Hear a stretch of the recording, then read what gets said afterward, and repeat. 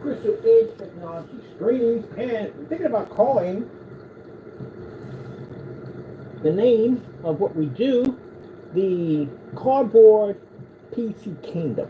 I think we're going to call it that. I'm looking into it. I don't even know yet. I don't even know, but I'm just looking into it. But anyway, we are going to be building another PC out of cardboard. That's what I want to do. I'm curious to see how far we have to put the projector to do it. So, the only way to find out is to put the link of where the projector is going to be at versus where the surface is going to be at.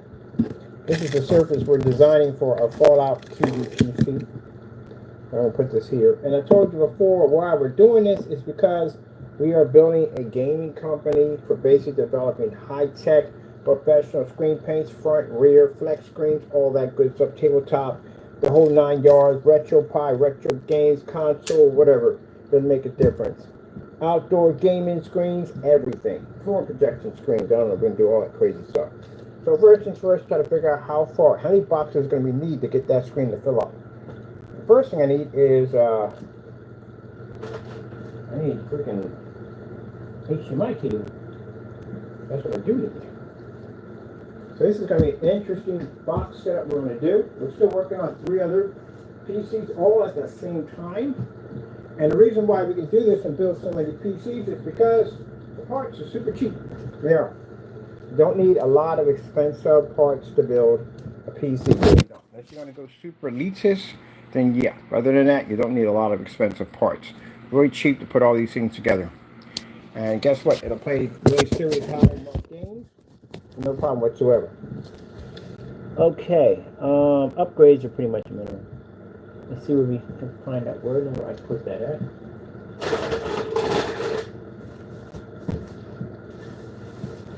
This is maybe it. There's it. So what we're going to do is run some power runs. I know I charged it. I did charge it. All right, I'm charging it. Maybe using one of these projectors right here. Might get another one of these Max Sonic. The Max Sonic projector is actually working.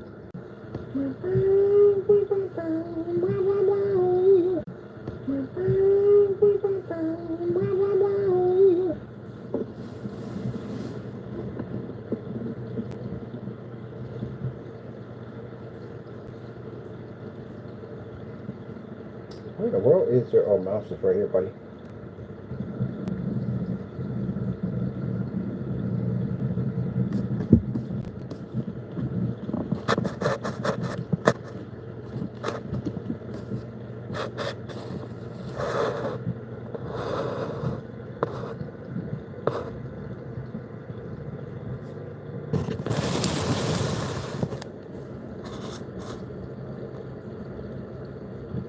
Much shorter box. This is going to be shorter than I thought.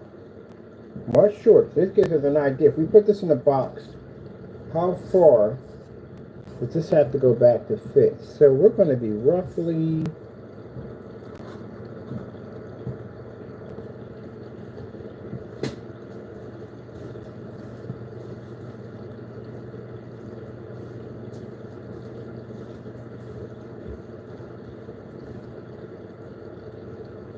We're not going to need these.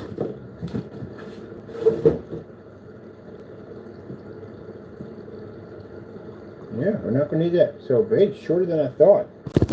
So we're roughly going to be from where the projector is sitting. This is where this has to fit at to be able to produce the image we're going to have here on this part of the box right there. So this is how far we have to be from here to here. So we can set the projector in here, put it right here and here. Wow, man, we got an interesting spot. So, where's the templates at?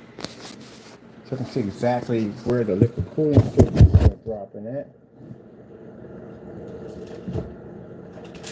Much shorter than I thought, which is good, but I went too long.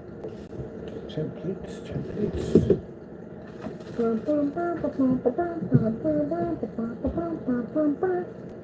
Now, we're not going to run a hard drive on this one. We're going to use an M2 hard drive because we're going to keep minimum as possible. M2 hard drives are the one I'm using. So All we would need basically is just motherboard and liquid cooling system and video card. That's it. And let me get this card off of here because we're using the same micro. What if I liquid screw there? Here we go. I'm gonna stuff it all over. Can't find it, but everything's in its place. A place for everything and everything in its place. There we go.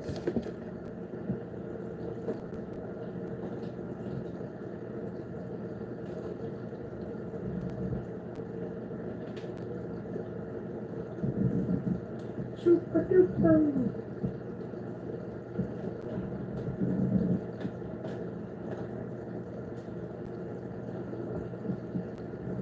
Pound. How about your pound? Pound.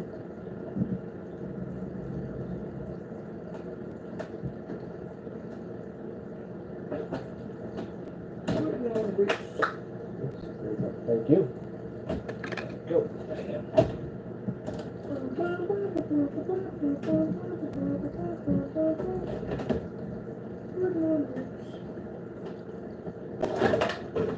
There we go.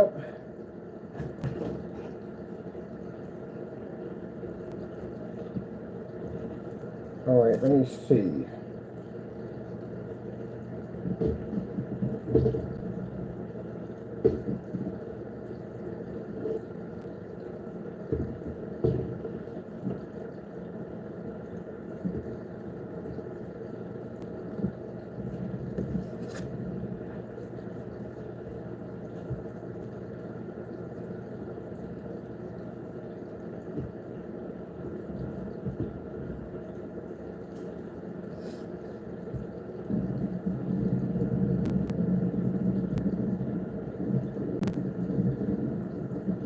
Actually, technically, you can stand the cooling systems up.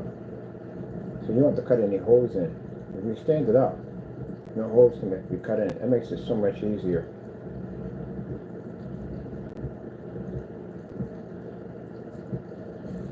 You don't have to stand it up.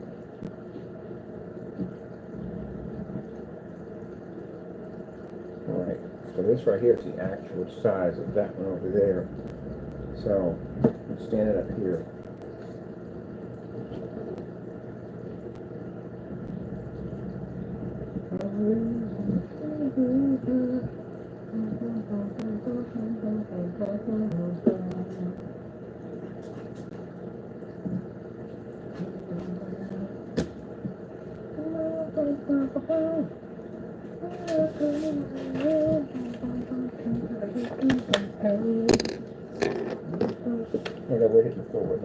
Where in the world pens? Pens.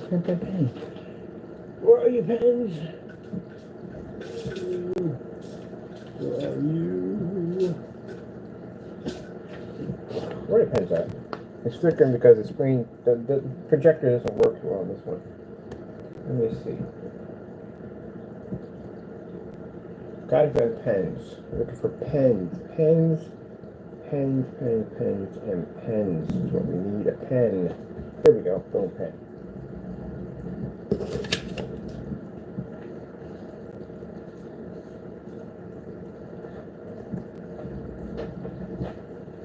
If you need a pen.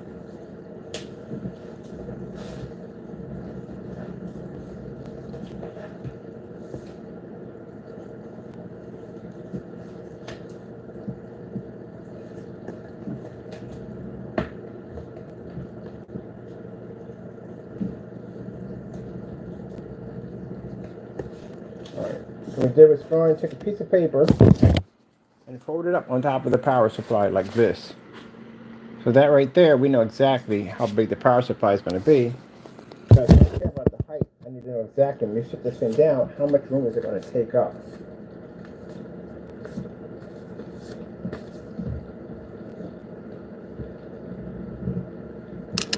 Must you be a jock every day? Isn't that possible to not be a jock? Ooh, look at you. Look what you have done. How dare you be so dangerous? How dare you be so dangerous? Wow. fearsome fighty kitty. You fearsome fighty kitty. So we're actually going to need the other box, and we can't, there's no way to fit everything up here. Not going to happen. Got too much going on. Too much going on. We're going to put this here and here. That's going to be the front. Can't have it for the front. It's got to be more to the side. So we put it here, the side here, and we can put power supply here. We can put liquid cooling here. Liquid cooling can stand up. It definitely stand up. Check this here. Where's the graphic card? Graphic card's going to be here. So I'd rather have it here. So I can have the graphic card come out from the side, plug into the projector, and have the power supply here, right next to this, so that's all connected, and then this right here would be perfect. So, this is what we're mapping out. Water cooling system, power supply, because it's the size of the power supply we have over there, the map right there, and this is the motherboard, which we're going to use this for different sizes. All peripherals will be here, which will be fantastic. The video card sits here, so the projector will be in here. So we can connect it this way, to connect it into the projector, or we can basically, oh, sorry. And then we put the screen right here, but no problem.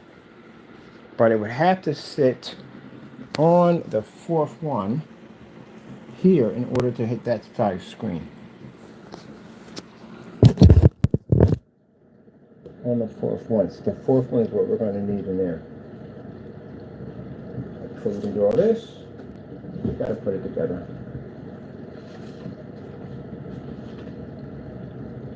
Bum, bum, bum, bum. Putting on the roots.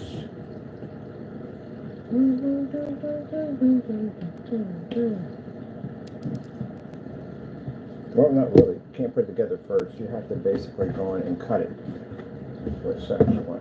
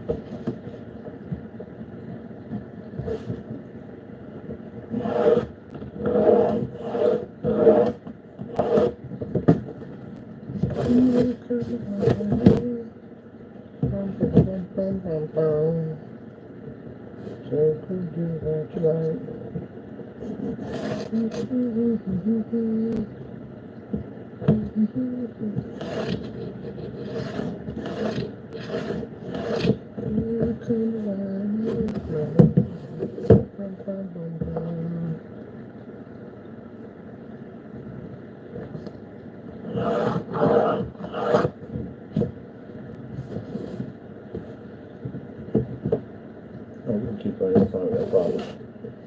Alright, cool.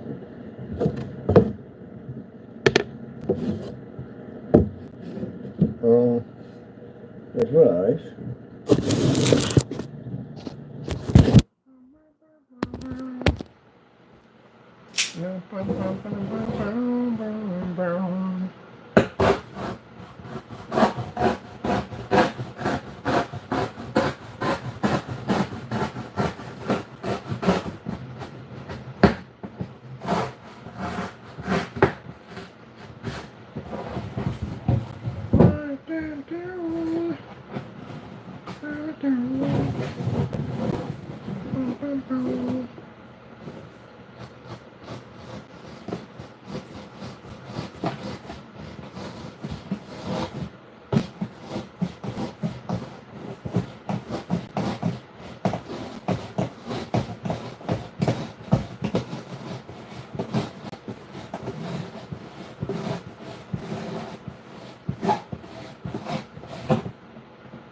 In there.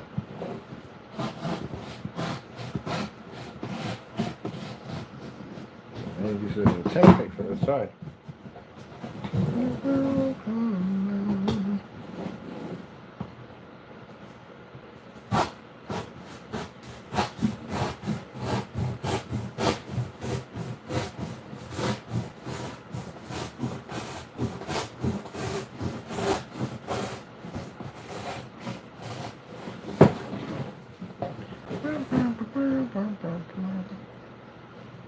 So yes, projector arcade box.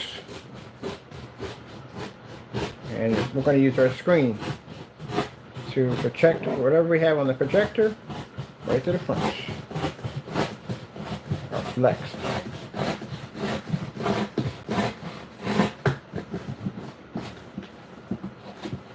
Nice. Perfect. These are templates now on for the rest of them.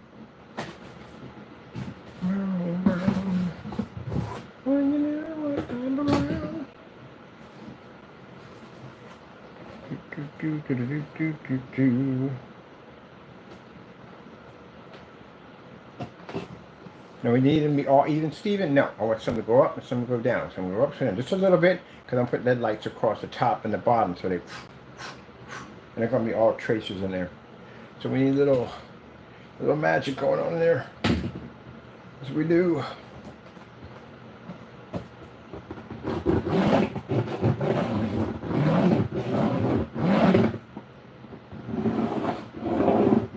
See, the difference is, when I watch demonstrations of people hating on us, is that it'll be hate video after hate video after hate video after hate video after hate video. For us, we can come in there, say what we need to say, and back up evidence that won't land me in court, but will land them in court. That's the difference. And then when I get done, I can switch up and go do this, or do projector mapping, hologram, whatever we want to do. Because again, our technology is advanced that way. Bam, we have that ability. Give them challenges, flexes, all that cool stuff. But now with the new great technology coming out under the FLE, I figured, why go against the great technology when you can conquer it? So that's what we're doing next. We are conquering gray. Why launch a screen that we know darn well would have the ability to take them out with no problem? Let's do something funner. Let's develop a technology that's far better, as we did with the Digital 2.0. Put a batch number and do things on those test demonstrations that no other screen paint will dare even try to do. That's how you do it, gentlemen. You don't make up stuff in your specifications out. You go out and you challenge everyone at the end of the day, and you come out victorious. That's what you do. Talk is cheap. Action is much better. So I could easily come out there and talk about this, that, and the other, or I can go out and back it up. And on top of that, show test. And we can literally put under challenges for other gray screens to do, to match us. That's the 2.0 series.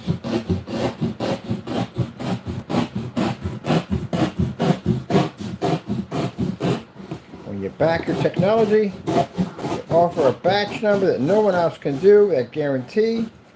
Anyone dares try to make your product look like something that it's not, you can take them to court, clean their clock, easily. And then right tackle. So, let's make this interesting. But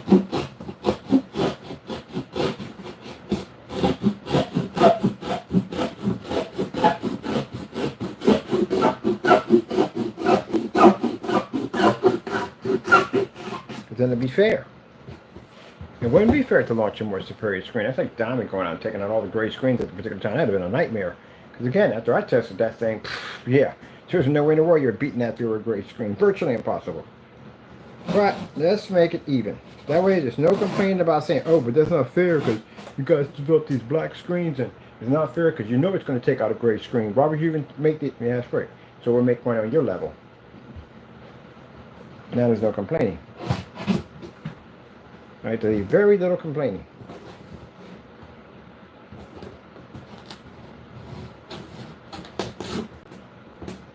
Now, if you haven't seen the Digital 1 2.0, we did it already before. We'll just repeat the process again, but we'll make a much more advanced version than the Digital 2.0.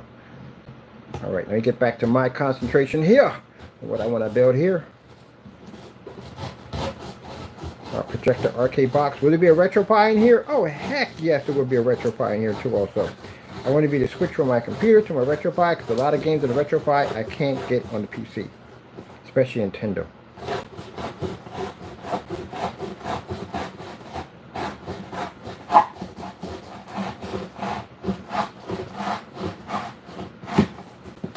Is there going to be a mini arcade inside of here? Could be. We could put a mini arcade in here. It'd be pretty cool. Oh, you know what? That's not a bad idea. We can literally put a mini arcade in there. We can build one right inside of the arcade box.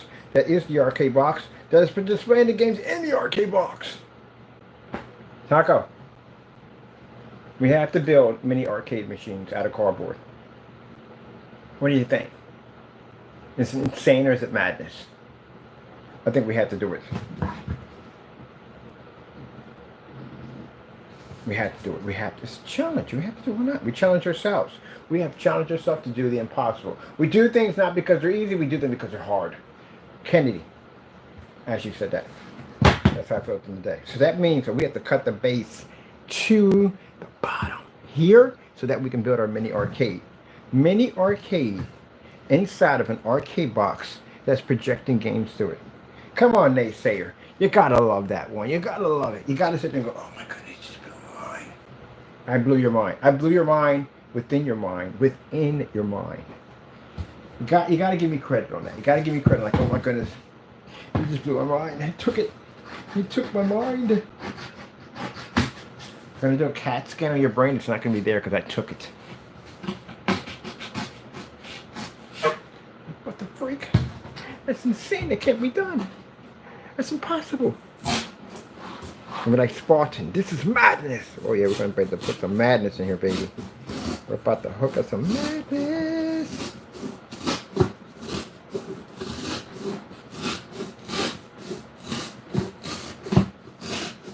Of course, the carpet. We're going to get some play else.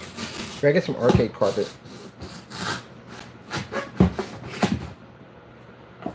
Yes. Absolute madness, my friend. Absolute madness.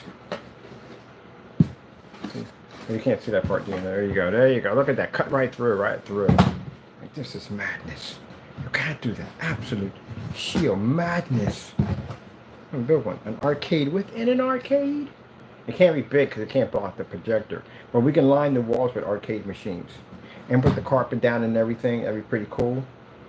That'd be sick, people. That'd be sick. Gotta love it. Got to love it. Now we decide, yeah, we're gonna put windows on this side. Windows. Now we don't need windows on this side. Now we need windows on this side to be to see into the arcade. So that's fantastic.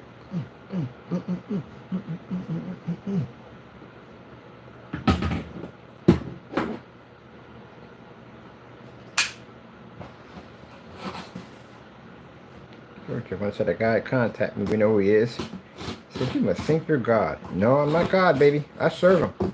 That's what I do. I am not God.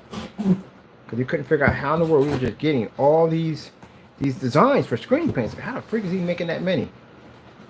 I told you, we don't have glass ceilings. We don't have them. Glass ceilings for us do not exist. There is no glass ceilings.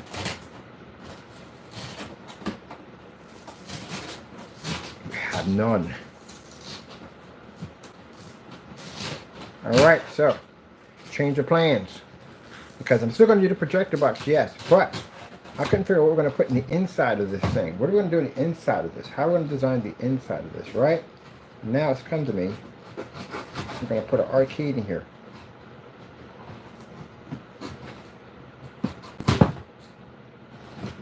Then I'll make the arcade boxes we need. So what that means, we're going to have to build the arcade cabinets.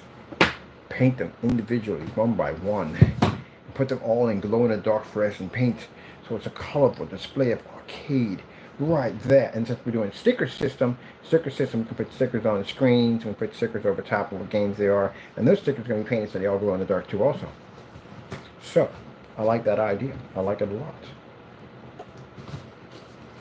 When you're feeling the love, people, when you're feeling the love, I'm thinking you probably hate me at the end of the day. So, well, that's just your problem at the end of the day. I can't help you there. Sorry. Got people who don't like me. They don't like Mr. Bird. Why do we not like Mr. Bird? Because he makes good products, and we can't stand that he makes good products. Okay, okay. Alright, alright. Well, Devil can't stand me. That's what it comes down to. Devil hates my guts. But, you know, he uses other people to hate my guts. But I got people who love me at the end of the day, and yes, they do love me. They love me, yes, they do. God loves me. All right, let's get this going because I'm excited. I'm excited. The drilling you hear right now, that's the excitement. I'm watching this in my head. See, what you're seeing right now, you're seeing me cut this cardboard piece out. But Lord is helping me build this. I'm seeing it all in my head come together. I'm seeing all the parts, everything, what it's going to look like. It's going to be beautiful. It's beautiful. Now we got to cut it flat because we need a floor flat to put in the arcade system. I want to buy literally a whole rug just to cut to put in here. I'm just going to find something else. We need that really crazy arcade rug. And we have to paint the rug so it glows in the dark too. Did I cut both sides? No, I didn't. Okay, I'm about to say.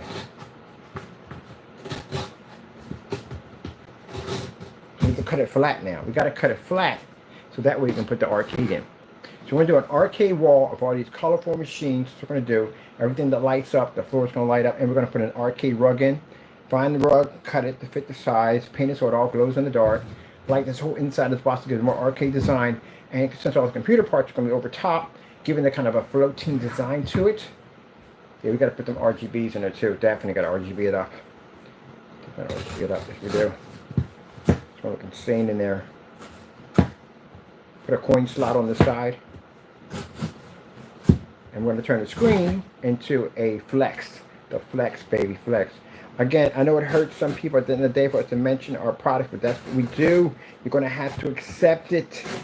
Live with it. Accept it. Now, if you don't like what I do, why do you come in here? Why? Come in here because every time the camera goes on, we're doing something different and you learn something new. Even though some of you don't like me, you still come in here to watch me do the crazy stuff we do. And you know what that means? If you're in here and you don't like me, that means I live inside your mind rent-free forever.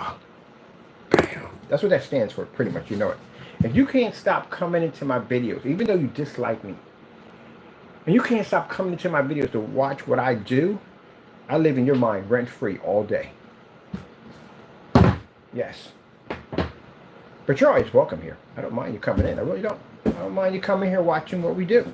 Don't ever think in the back of your mind that Mr. Bird does not love you, because I do love you. It's just that sometimes when you do dumb stuff, I have to follow the law and I have to do what has to be done. Other than that, I wish you wouldn't do it. So I wouldn't have to do that to you. You know? Bam! Second cut formation. We can just cut it from here and just do it this way, right? Wouldn't that be much easier than doing the whole square thing?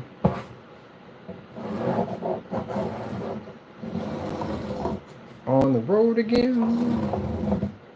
Bam, bam, bam, bam, bam, bam, bam, bam.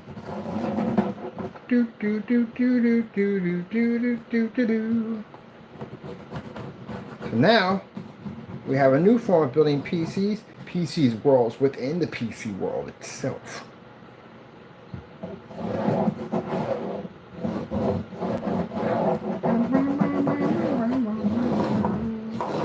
Gotta get us up a Sharpie. We ever do a battleship? Someone's asking about a battleship. This involves epoxy because we have to make that the wood look realistic. Yes, to involve some epoxy, people. Epoxy.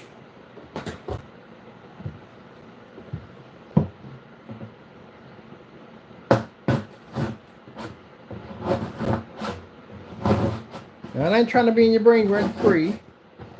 But if you want me to be, I can be in your brain rent free. Yeah. See, I said at the end of the day, I teach this to kids. Kids will have a ball in my class at the end. We're not going to use anything like this. No. Well, I will be. They can't. We have to get them something else. They'll be building all kinds of stuff. Your kids will be coming back to me like, what'd you build today? The answer is, what did we build today? And we got there flying kites and everything. Build our own kites. They were going to construct our own kites, design them, paint them just the way you want them. That's what we're going to do. We're going to build some cool stuff at the end of the day. I'm like, yes, built these cool kites. Not any kites. You ever built a box kite before? Different. I've been building a box kite. Definitely different. Requires a little bit more skill to do box kites. We will teach them everything they need to know. How to build all kinds of cool stuff at the end of the day. Build their own computers. One thing I teach them how to build their own computers, definitely from the door. Definitely teach them how to build their own computers. Get a couple bare bone kits in there, teach them how to build them, put them all together. Shoot, they'll be freaking 5 years, 6 years old. They'll be building their own machines. But imagine when they reach my age, what they'll be doing with that technology, with that implanted technology to be to do. Yes. Yes, sirree. Hate to say it, but you want your kids to make more money than you, and that's what they'll probably be doing. Yeah. And not build any computer. Build outside the box.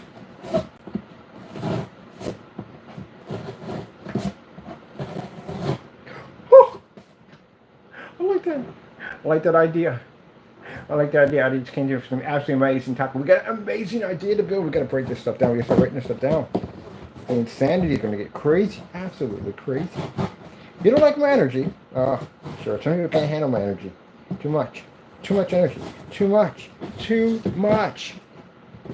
I'm like this every freaking day. You ever see me on Facebook? I come around every freaking day. I'm charged up. Hey.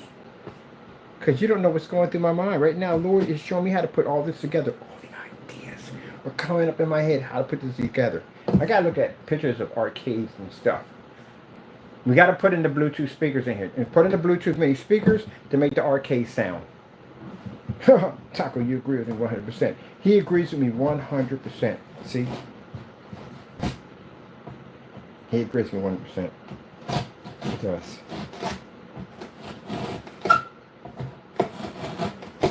You're just looking at me with the insanity like, this guy's crazy. This guy's lost his mind. No. I've never been more woke in my entire life. And Lord, when you have the Lord talking to you, speaking with you, showing you, directing you how to put stuff together, yeah, it's a beautiful thing. I couldn't imagine what Noah felt like when he built that ark. Reconnection, reconnection, reconnection, reconnection. Yeah. A beautiful thing when the Lord is directing you how to build something. People sit there and say, Lord, don't speak to you. Lord speaks to you every day. Tells you not to do stuff at the end of the day. Tells you honestly not to do stuff every day. When you're doing something you shouldn't be doing, Lord's telling you, like, nope, don't do that. Don't do that. Consequences is going to be bad. Don't do it. You do it anyway. And then you're praying for him to get you out of the mess that you got yourself into. He just told you not to do. See what I mean? Listen to them. You see that? Can't see that, can you?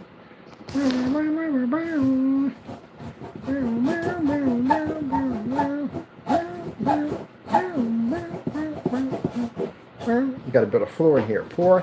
Everything's going to be made out of cardboard. Everything. All going to be made out of cardboard. That's why I love cardboard. I love cardboard. I love it. Love it. Love it.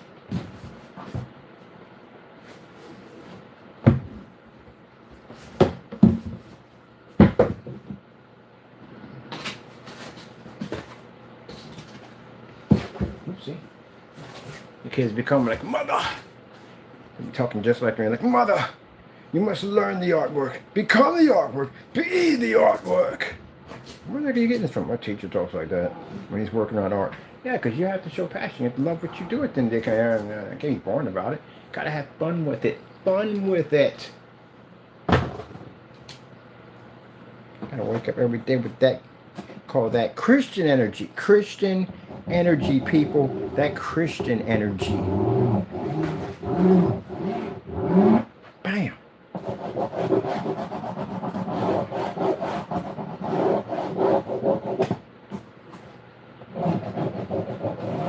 There was this guy, I can't remember his name, but when I was locked up, he was basically, I think, the art director or what he was. Man, this guy was happy every freaking day. He's a Christian. Happy every day. I'm pretty sure he had his down times too, but man, he was full of energy all the time. Always positive. Always positive. Always positive. He's an amazing artist, by the way. Anyway, always positive. What a nice guy. I like this energy. The energy feeds off into a room. It triggers off other people. At the end of the day, they become happy. Remember, I saw something. Look at my cat feeding off my energy. See? Feeding off my energy right now. You feel my excitement. Where'd you lose it at? You lost it over there somewhere. Let me find it for you. Probably one behind this right here. Let me see. Where'd it go? It's right here. It's right here, Taco. It's right here. Wow. Wow. I think Taco don't respond back. Taco talks back all the time. Ain't that right, Taco? You talk back? Talk back, Dad. I do. I do speak to you. That's that Christian energy, people. Christian energy. Happy and happy, happy, happy.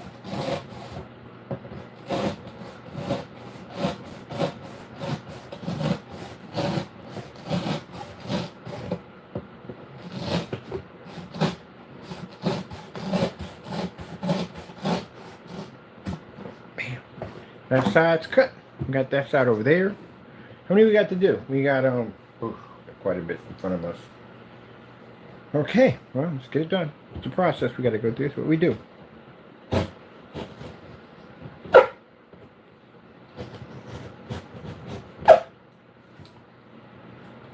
Remember, be careful about the words you choose. The very words that you say can become life. So you have to be careful what you say.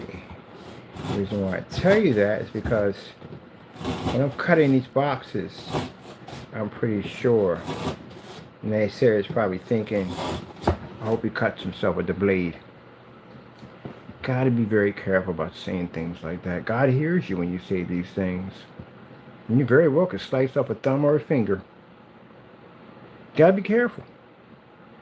What you say to a Christian today will come back 1,000-fold. You don't want that in the day. I have to be careful about things I say. Things can come back to me. Don't think at the end of the day that we're exalted. At the end of the day, we're not. You have to be careful what you say. You have to be careful. If you don't, it comes back. It can fall on your own head. That's why you have to be careful. Oh, I know you're thinking that. From the door, I know you're thinking that. Hoping that one day I would just slice myself with one of these things, right? But no. Not going to happen. You know why? Because God protects my hand. He guides me where to go. There's many times I almost got caught with this thing by accident, but nope, God was there every single time. Make sure it didn't happen. No siree. God will guide your hands. What you need to do.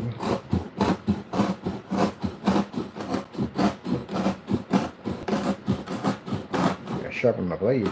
It's a little dull.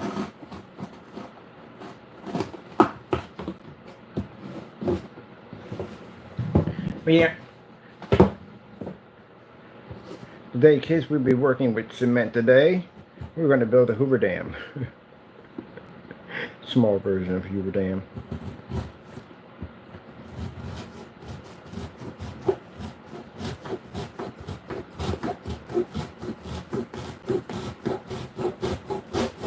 Not calling you guys kids, I'm just saying if I had a class space where I taught kids, we'd be building something cool every day. Working on multiple projects, all kinds of stuff.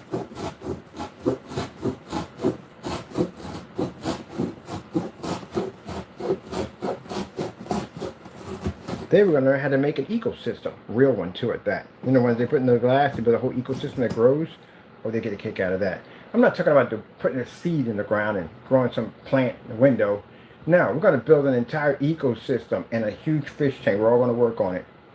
That's the kind of stuff I like to do. We're going to do something, we have to do everything crazy. So they learn something completely different. They get to watch an ecosystem grow. Installing cameras, you can watch the whole entire thing react. That'd be cool.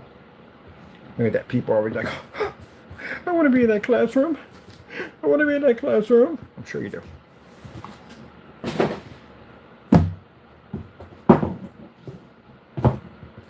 All right. Today, ladies and gentlemen, this is Cutting Cardboard 101. Very easy to do. The reason why I like to use scissors is because Trusty over here basically makes it easy for us to get in the corners nicely without basically tearing it here and here if we're using scissors. Now, we are going to use scissors when we start building the arcade models, which we're going to build out of scratch. Out of the scraps we have here, we're going to build our arcade models. Arcade machine is very easy to build and put together. First, we make our templates for it to make it look absolutely amazing. We're going to put it glow in the dark paint, and we're going to put some really cool stickers on the side, like Street Fighters, stuff like that. Can we sell these? No, because they have a whole lot of licensed material all over them. That's why. So you can't do that. That'll get you in trouble. Lots of trouble. Troubles, boys, and troubles, and all that other good stuff. Yes. Yeah. Look at that.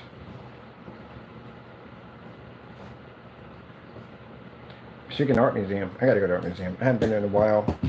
I gotta go. I've missed it. I gotta take the time and go there and appreciate the art. I'm going on Tuesday. Going to the art museum, people. Want to go? I'll take you in there with me. Do a little daily walk and talk. I'll take you in there. Get some of the beautiful pieces they have in there. Absolutely gorgeous. So gorgeous. I love art. And you gotta look at the art. How does it make you feel? Let's see, look. How does that artwork make you feel? That's when people are staring at it, admiring the artwork and the design. What was the artist thinking when he developed it? How does it make you feel?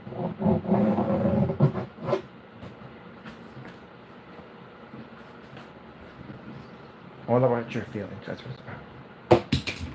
Feelings. Feelings. Hey, we're over on this. We're supposed to be on these right here. Where the heck is this? Is it pen? We threw it. You threw it. I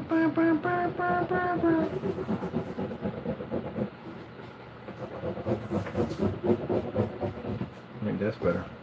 It's supposed to be on this line only. Trace it on the red here. Supposed to be doing.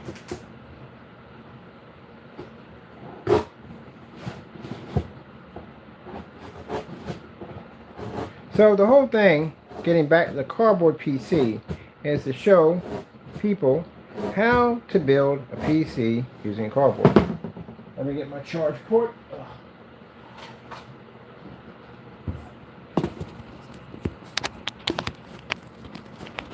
Here, come on, get in there. There you go. How to build your PC out of cardboard. That way, you know, different ways on how you can put together a setup. Or if your console, how to put your console in cardboard. Which, you know, when I get around to it this summer, I'm making my own PlayStation Pro Limited Edition. Yes.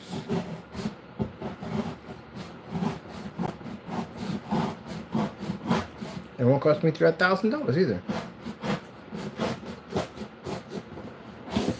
And you can sit there and say, well, Mr. Pratt, how does it make your limited edition better than my limited edition? Well, mine has liquid cooling system on it. What about yours?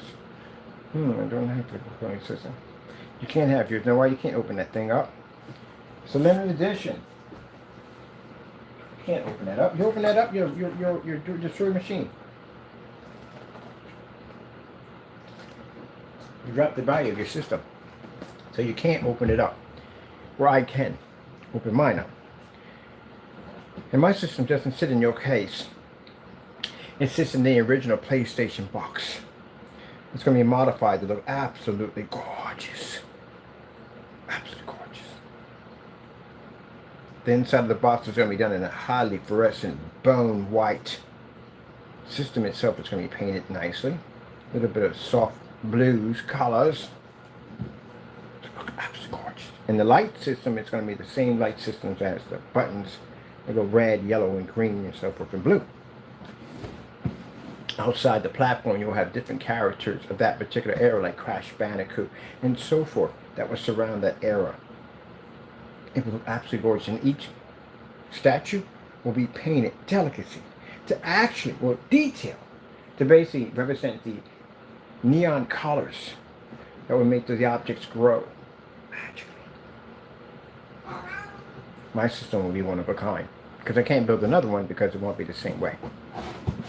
And I can't because, again, it's licensed. Because I can't do that. So my anniversary edition, at the end of the day, will be more rare than yours.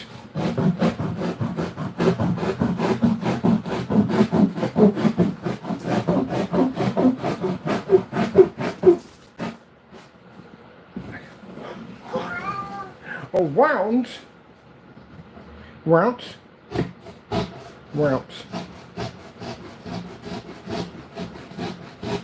That ain't the heat on in this place? Jeez. Covered up the heat vents. Watch this heat pushing that in this place. Yeah. Man. Such air. Not used to it. Really not used to. Garage was perfect, man. It was perfect. The insulation we had in there kept it like not hot but not cold. It was just in between. It was perfect. And here I get cooked. Can't run the projectors half the time because the space heats up pretty quick. Yeah. I turn the air conditioner on at my place. Got the air conditioner on, got the windows open sometimes. Yeah, it's too hot. I like the cold.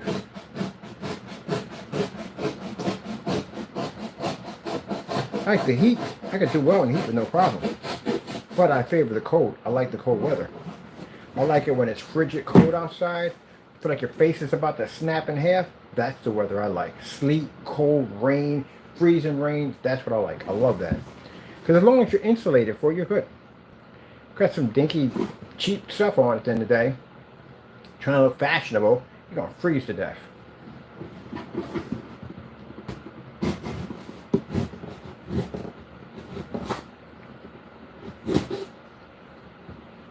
Got some of them Colombian boots coming in. Ordered one of their jackets with the fur around the hood. It's got that insulation. It heats up inside.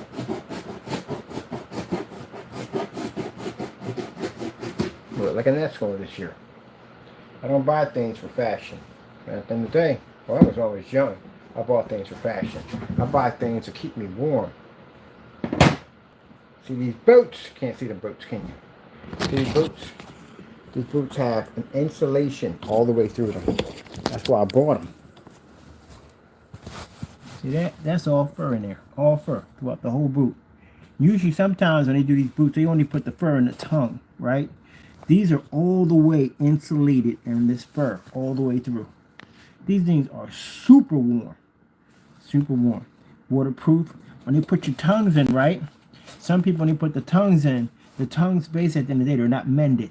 Which means the tongue is actually mended to this part right here. So if water splashes in, it can't seep in between your feet. So it is mended. You gotta know how to buy good boots.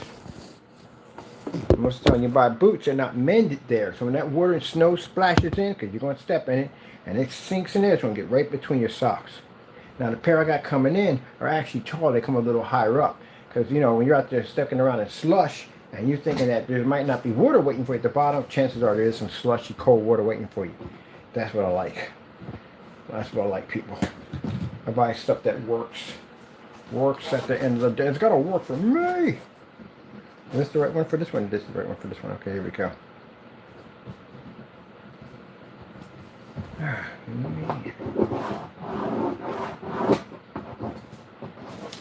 So I like to buy stuff that works. I was into fashion. I was young and all that nonsense, you know. As I got older, I see these girls walking out with these little tiny jackets on. Like, you got to be crazy. Wearing these little tiny jackets. Trying to be cute. No, it's not cute. Ammonia. Ammonia is definitely not cute. People die from it. I love ammonia. I'm saying it right. People die from it. So, bundle up. Get a nice chest coat. You don't want that crap.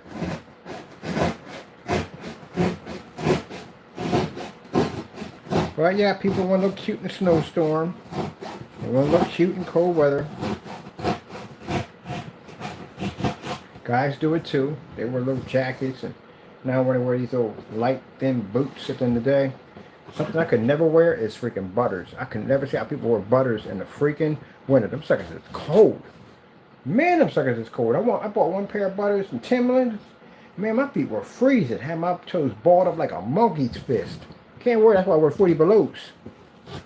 I wear boots that were designed for basically climbing up the side of a mountain. Them suckers are cold. And you know, people, you know what I'm talking about. The butters are thin. They're nice if you rock them in the summer because they're thin. You can rock them in summer. But in the wintertime, them suckers are cold. I'm looking at my boys and then how the freak y'all wear those things? Nope. Got 40 belows on.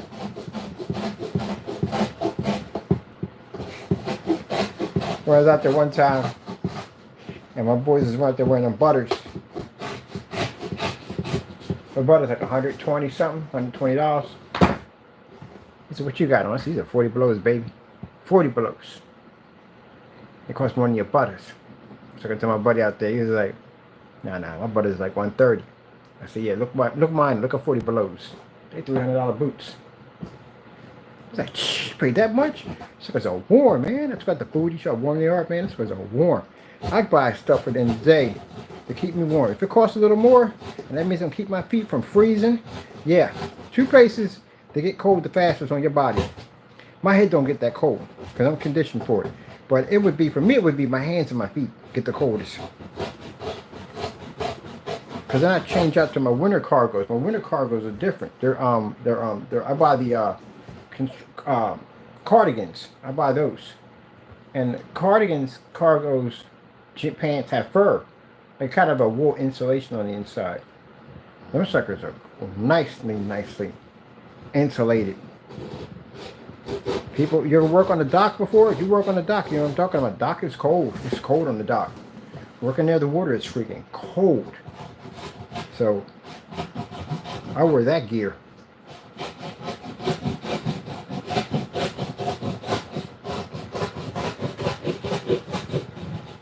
That's why you saw a lot of brothers walking around with them full cardigans on, the ones with the whole jumpsuit. Yeah, them because are warm.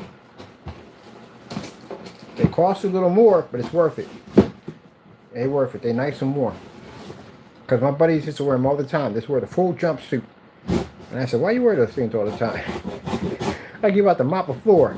I said, nah, they warm. They're super warm. Gotta get one. I bought one of them. I was like, oh, shoot. I was right. All I do is walk outside with a hoodie on, and that's it. Nice thermal. Nice thermal. And that's that. That was it. I was warm the whole day. I see why. They wear them. I used to laugh at them all the time. I say, man, what you gonna mop the floor? Apply for a job? Custodian? Like, nah, man, where's because they're warm. I said, really? I said, yeah, go get a pair. I got paid. They cost a bit. And got one. Put that sucker on with a hoodie and thermal. That was it. Got some big old pockets, which I like. Man. Best hoodie I ever bought for inside is a 4X large. That's the best hoodie for inside. You know why? Because it's got that Yoda hoodie.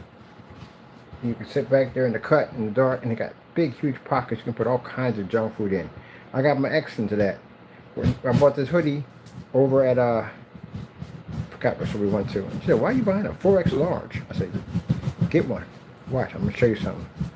She got that hoodie. It's like being out of a blanket. It's huge.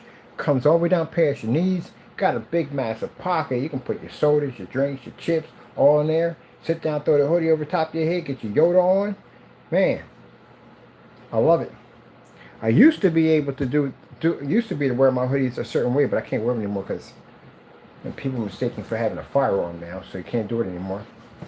But one of my favorite things to do was to get a jersey and put a hoodie. Now, I put the hoodie on first, then put the jersey over top of it, and then I can lift up the jersey and put my hands in it, rest my hands inside of it.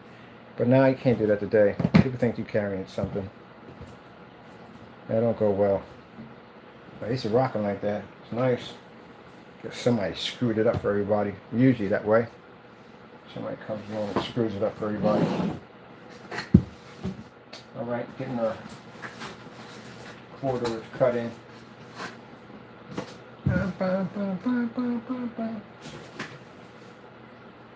I can't, but say, I definitely know that it wasn't just 2 of them we just did. Alright, so we're going to move these over here and then get these 3 from here. In a minute, gotta push all this back. And grab these. No, that's back in the day, you can do that. Throw your hoodie on. bunch of jerseys. Drop your sleeves in there. Now people think by the end of the day you're trying to stick them up. So I couldn't do that anymore. Now here I could. Wouldn't have any problem out here. But what was that? Nah. That's why I said, when I got... One of the things I couldn't understand, and I have to say, Gen Z only does this. The hoodies in the summertime. Why? I got them in my family. They come to the freaking get-togethers wearing hoodies. They wear winter clothes as if it's freaking hoodies like it's wintertime. It'd be like freaking like pass-out weather. And they'd be out there walking around with hoodies on and all this stuff. And I'd be like, yo, what the freak? It's making me hot. I don't know if it's an insecurity issue or something. Maybe it's an insecurity because they feel safe, as if they're like turtle syndrome. That's what it kind of feels like. Turtle syndrome isn't a real word. Hope it's not a real word. Maybe a real word. I don't know. But anyway, but they feel like they're protected inside that shell. Could be that. Some of them have anxiety issues. But we have people, a lot of people have anxiety issues. Can't say just them. A lot of people have anxiety issues. But I've never seen any generation wear hoodies in the summertime. When I was a kid, man, you wouldn't catch anybody with a hoodie on. Outside with tank tops and freaking t-shirts and shorts and all that stuff. But I noticed that with this generation, I see more of them rocking hoodies. Super hot outside and they're rocking a hoodie. Oh, you know, you ever had a heat stroke? Well, I'll tell you something right there. That's not fun to go through. I got heat stroke skating one time. I was goalie. I was wearing all this freaking padding on. I decided that, you know, I'm going to skate up. I'm already hot from playing the game. And I thought I'd skate up to JFK, which is equivalent to probably about a good roughly, I say 14 blocks. But you're on skates, it doesn't seem like that.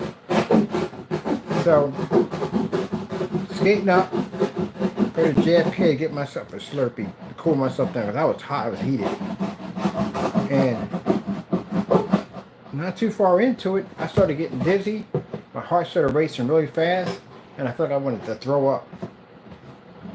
And got heat stroke. Didn't die from it or anything. I just got the tip of it. So, bottom line, it could have been far worse than that. I collapsed. I fell. And somebody came over to see if I was okay. The guy was like, he's having a heat stroke. He's having a heat stroke. And they started pulling my stuff off. What I should have did was I should have took off all that padding. I was already heating up already, and then skating, I'm building up more heat, and it's trapped in there. Yeah, it was a bad idea. So the rest of my people came up I was playing with.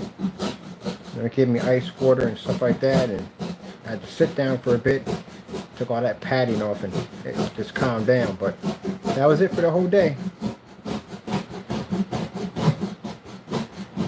Just walked around with my freaking flip-flops on. Had my skates in the bag because I couldn't do anything. Because, you know, I went back home. But someone gave me a lift back home because I used to skate up there. Gave me a lift back home. And I just got some aspirin because I had a freaking crazy headache. I went to sleep and that was it. Woke up, I was hungry. I explained to my mom what happened when I came in. She was like, you know, you can't be out there with all that equipment and padding on at the end of the day because, you know, gotta be careful. It was a bad day to be a goalie. Gives me much respect for the goalies now, because man, they wear all that stuff.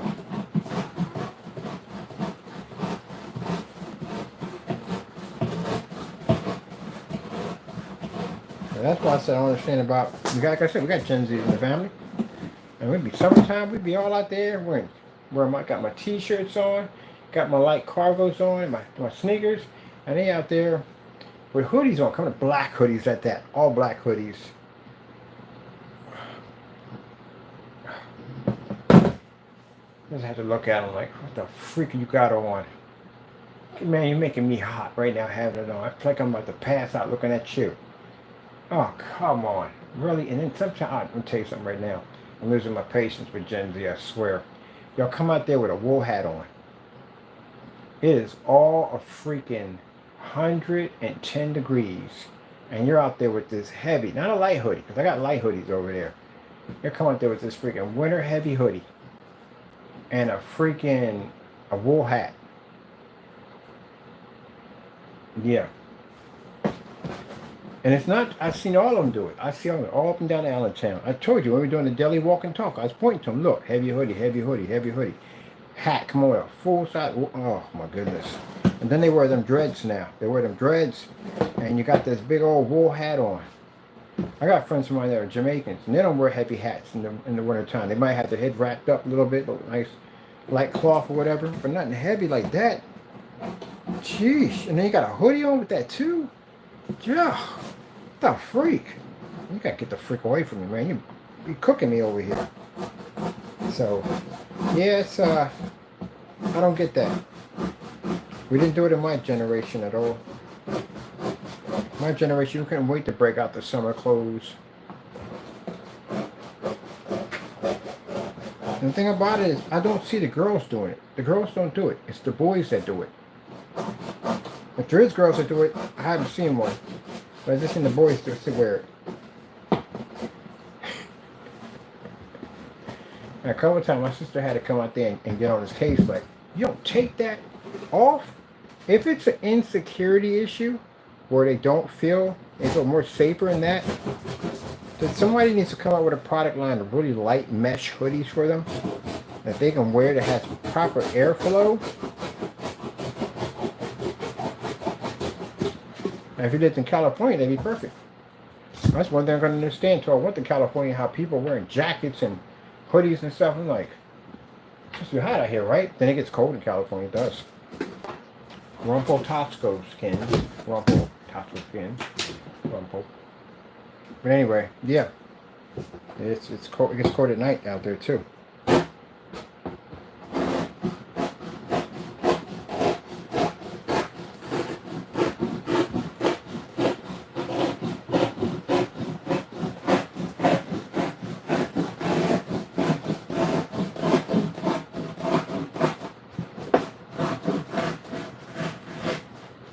Yeah, it's got to be insecurity issue.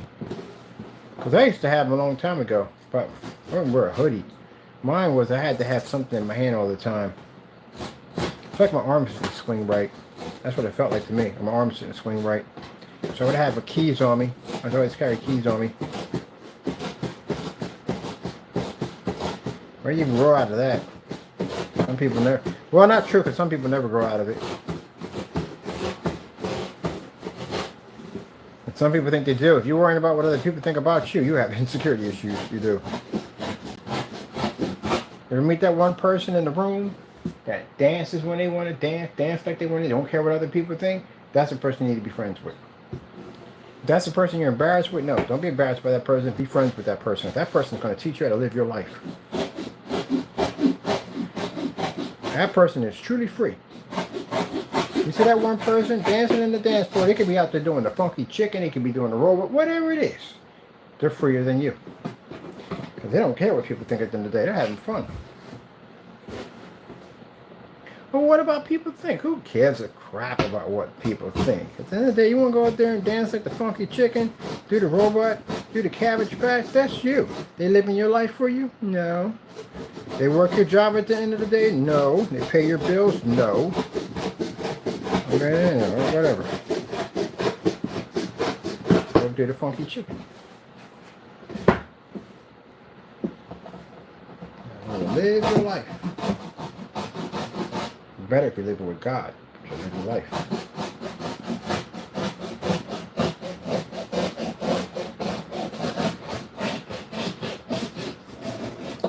Brother learned that one the hard way. We paid the money to go to. Every time the church would have a trip to go to Donny Park, we would rent a car. Because again, they go home early. We like to go home at night. You know what I mean? Because at nighttime, you got all the lights come on. Everything looks different at night. But they go home early. So, he'd rent a car. Anybody want to drive with us had to pay for gas money. So, of course, they paid for gas money. A lot back then. A lot cheaper than it is now. So we got gas money because the other people tag along because they don't want to go home right away. They want to stick around the park for a little bit. So we go up there with the church. They take the bus. We take a different route. You know what I mean? We still go behind them.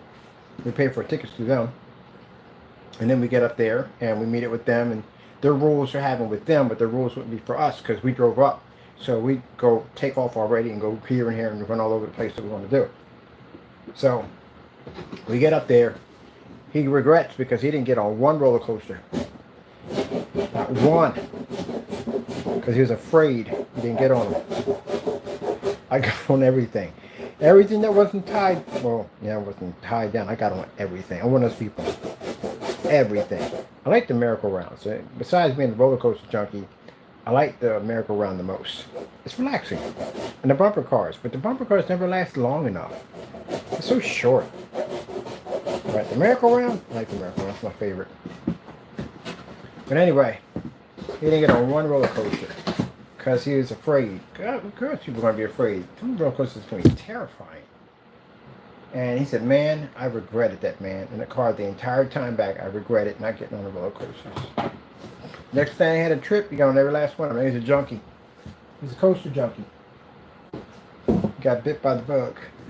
I think what terrifies people is two things. It's the crank. It's terrifying for people. That's the terrifying. That is basically, and would be not so much the loops, sitting there and waiting for the crank. This is where all your regrets kick in. This is where you know you made a mistake. You shouldn't be on here. You could have been over there with somebody, looking at other people walking around. You could be over there right now, so you'd be inside of this freaking deathmobile.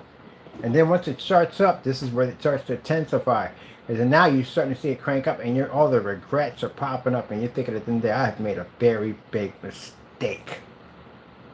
And then the weight. The weight is basically when it's sitting up there on top of the hill, and you're watching it slowly crank, crank, crank, crank, crank, crank, crank, crank, crank, crank. Meanwhile, I'm at front screaming, come on! Come on, let's light this candle! Let's light it! Let's get it going! What are we waiting for? Let's do it! Because I'm hyped up. I get adrenaline rushes off roller coasters. I'm hyped. So you hear me screaming, carrying on like a madman in the front, and people might be freaking out like, oh God, we got one of these on here. Yeah, my arms are going up in the air. I do it every time. But anyway, but I tell people the trick behind roller coasters is just listen to everybody else. You will hear the funniest things you ever heard in your entire life. Just take the time to stop screaming, and nothing's going to happen to you, and just listen. Well, stuff can happen to you, but you know what I mean.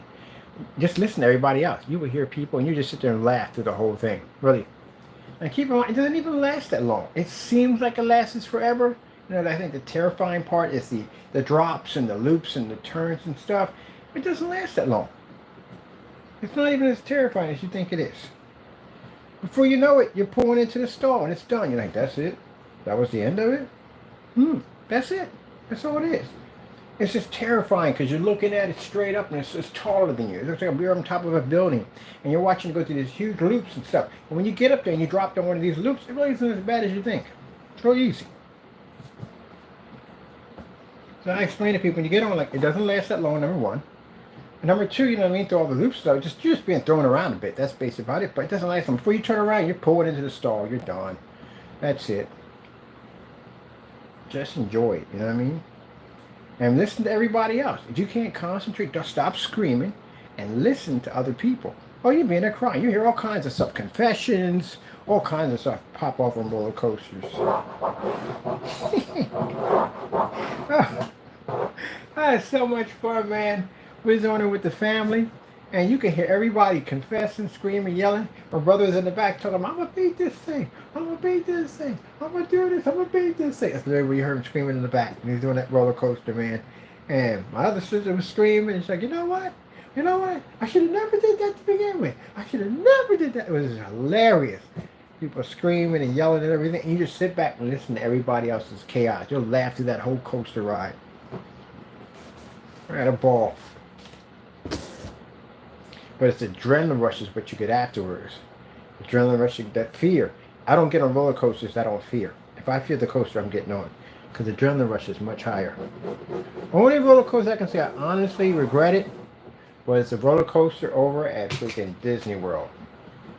What the freak? I couldn't figure out why the people on the other end were just smiling and laughing. Your first time on a coaster? I was like, yeah, first time on it. I'm a bit of a junkie, so I think this should be a breeze. Like, oh yeah. It'll be a breeze, all right. When you hear somebody say that, you know you're in trouble. It'll be a breeze, all right. And they're all grinning. And I wonder why people turn around and look grinning at me and my girl. I'm like, oh, shoot. I'm pretty sure this thing might go backwards. That's jacked up when they go backwards. Because you don't see it coming. You don't see it coming. And they do it like, it's not they stop and they stop. They just out of nowhere these things go backwards. And it throws you way off guard. Because you're used to traveling at a fast rate forward, not backwards. So we're going up and we're talking to this family as they lean over. Because I'm looking around like I've never been on this thing before. And they must have been on it multiple times. And the guy was like, first time on the coaster? I was like, yeah, first time on the coaster. He said, oh man, this is a different one. Oh my goodness, the last thing I need to hear when we get up on the top of this coaster. He said, yeah, it's different. I'm not going to tell you, but it's different. And all of them are grinning at the same grin, staring right back at me. So I know we're in a jacked up coaster. Sure enough, we get up there and this guy narrator comes out and talks about this jetty and how he's basically torn up the tracks and how we can't go that way anymore. So I'm thinking we're going to switch onto another set of tracks. We're going to go down that way. Nah, we may have to back up. Yeah, they back up. Boom! That sucker just went right down the hill, full speed, man. I felt my chest, my heart,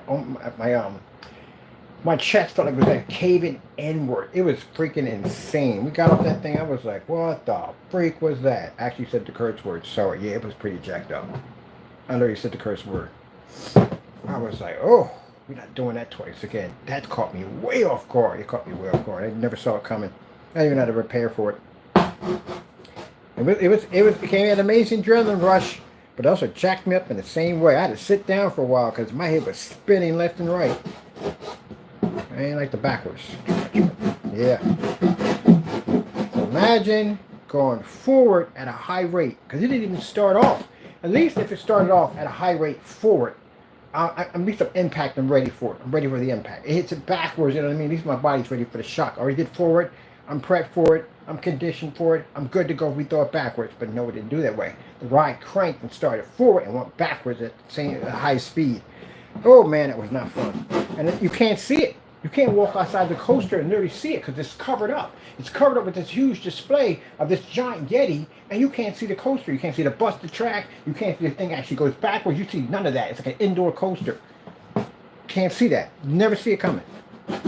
Now the drops, I like the drops. The drops don't bother me. I like them.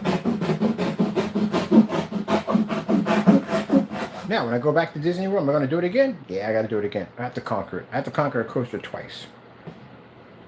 I have to conquer it twice. It is the rule.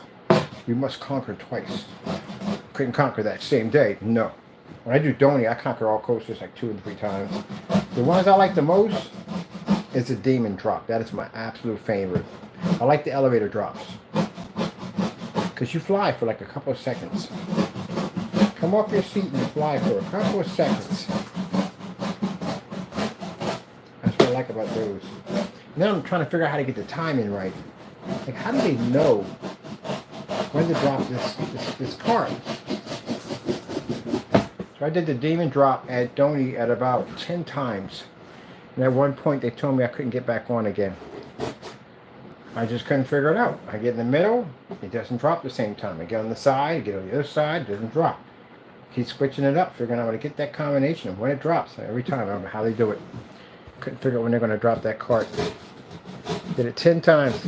Guy stopped me coming back the 11th time. He said, I can't let you get back on. So you're kind of risking it. So I went across. There's a hot dog stand right across where he was at. And I sat there and ate and watched him. And when he went off shift, I got right back on. Because you could not stop me. Did I ever figure it out? Nope. After the 4th time, out of altogether 14, I couldn't figure it out.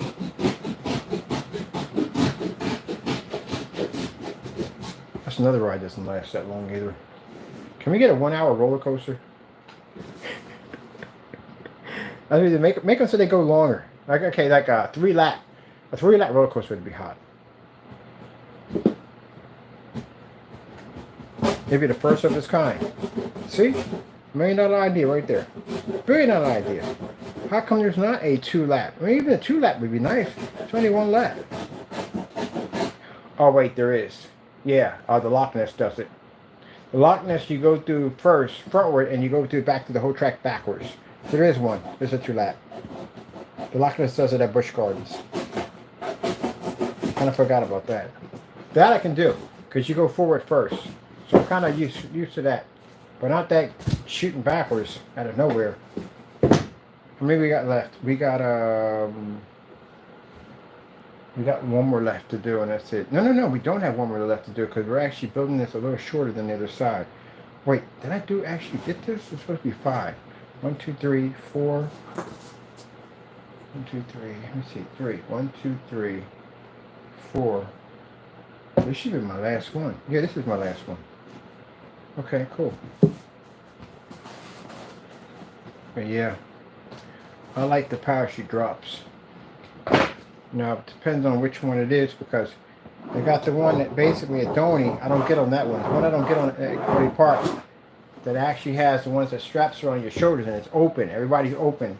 And your legs are, you're out there exposed. I don't like them. I get on the ones that have the cage. Because I think the cage, if I'm not basically strapped in, at least I'm bouncing into the cage, I can grab onto something. But when the ones that are open like that, if you're not strapped in, you're going off the side. And there's nothing, everything's waiting for you. Cement and all. I don't do swings. I don't trust those things. Instant human slingshot.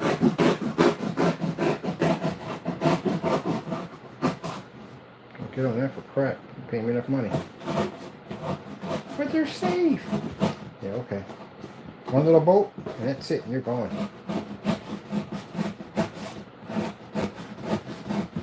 Did we get the other side of this? I did. Okay, this will be my last one. There's a lot of cutting for this one.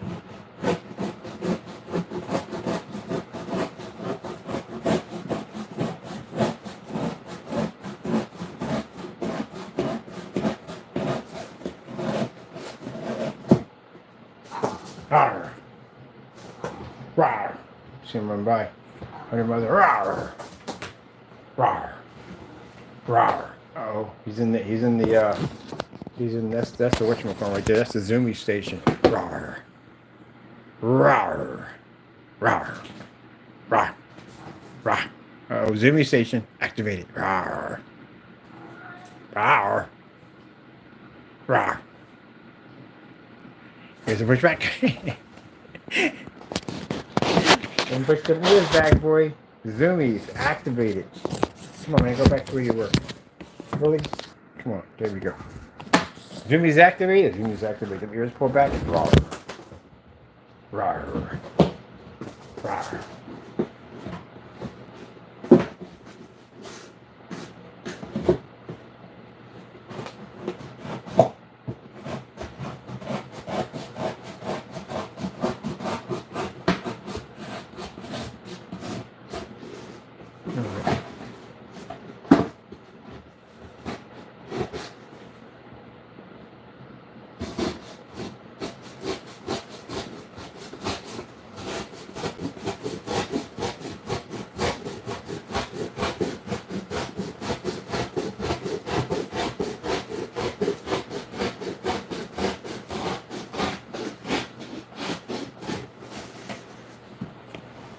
Whew. Man, this is a bit of a cut job.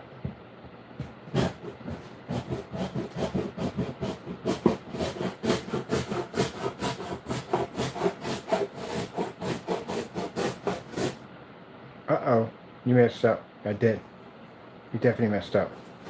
You cut two of them the same way. One's got to be cut to the sides of the screen. Okay, let me see. Got a box over there we didn't cut, so good. We did stop at one. So this one's good, but you have to cut one to the sides of the screen. Next one. So this has to be cut to the back. And you have to cut the sides of the screen out. That's where you made the mistake at. Alright. You're not supposed to cut that one all the way over.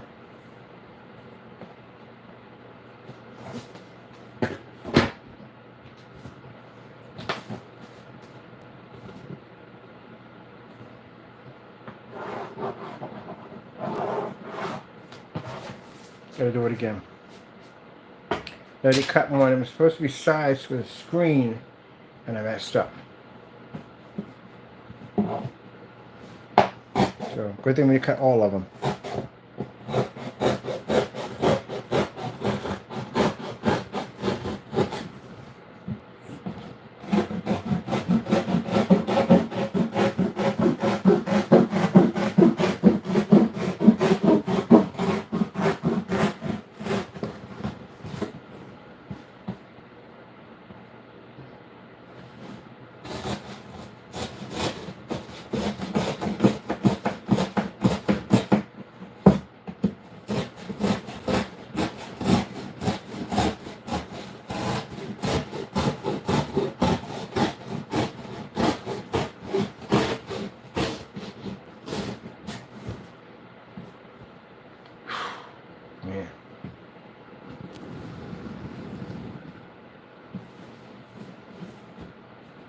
Oh, we saw, oh, because the cat, that's why.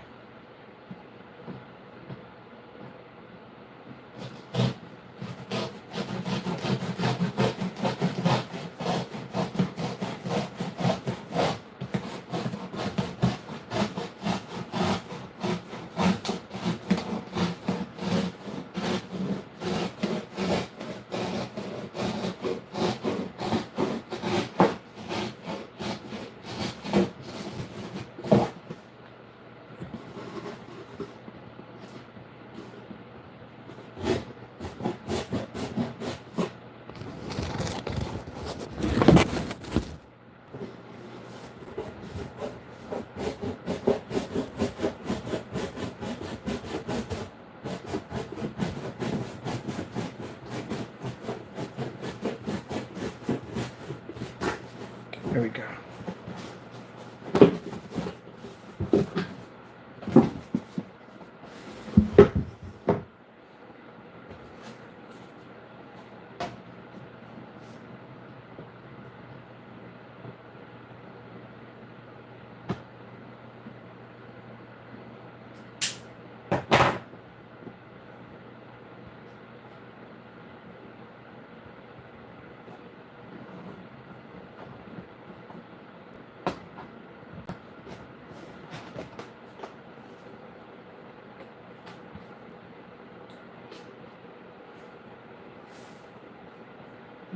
Okay.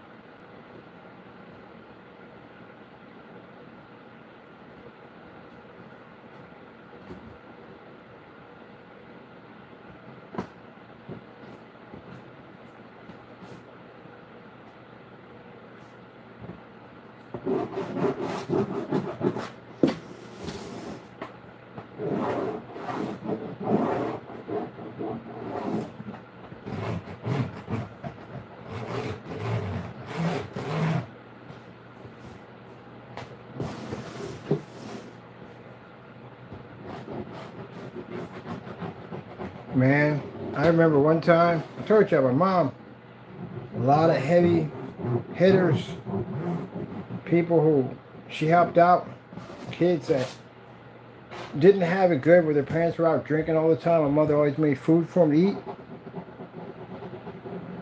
And, you know, they had family, and they had family, you know, found out about my mom and doing stuff like that. And they always came by, called her mom, Miss Mary, when they come down to see her. And I remember she was out there going to the store to go pick something up. No sooner than she got down the block, some guy ran up and took her pocketbook and knocked over, and she screamed.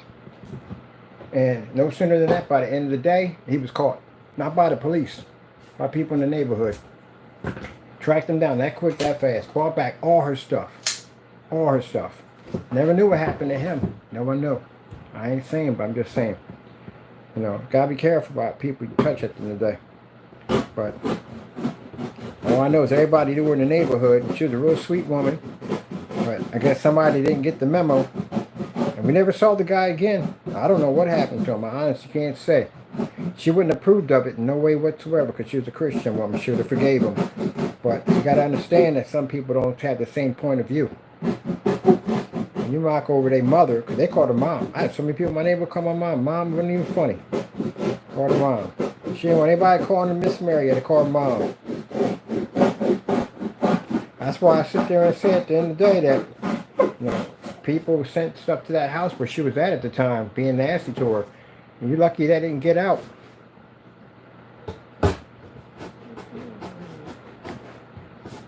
You'd be surprised. That's how you gotta learn to treat people with respect. Because they calling their mom at the end of the day, even though they're not blood, but they still family to us. Yeah. Keep in mind, when you go to court, they're going to be in that courtroom. They are going to be in that courtroom. So keep in mind, when you sit in that courtroom, they're going to be there. They know about you. They know about your YouTube channels and all that stuff. They know everything about you. They'll be in that courtroom. So you got to be careful how you treat and talk to people at the end of the day. Sweetest person on the face of the planet. If they did something really dirty to her, she still would forgive you. At that point, when I was in the neighborhood, I couldn't understand how she was like that. Like, because when I was living that life like that, my intentions, I went upstairs and got my Glock. I was gonna go out and handle this, but apparently we never even got the chance. It was already handled that fast, that quick. Somebody in the neighborhood saw it when it happened, and all I remember is the guy came back. Two of them came back and said, "Don't worry, Mom, it's taken care of." She said, because she don't know what that means by taking care of. We knew what it meant. We definitely knew what that meant when they said taking care of. Get your stuff back. Gave her all her money. Everything was back. And everything. So, don't worry, it's taken care of. I never saw that guy again. So, leave it at that.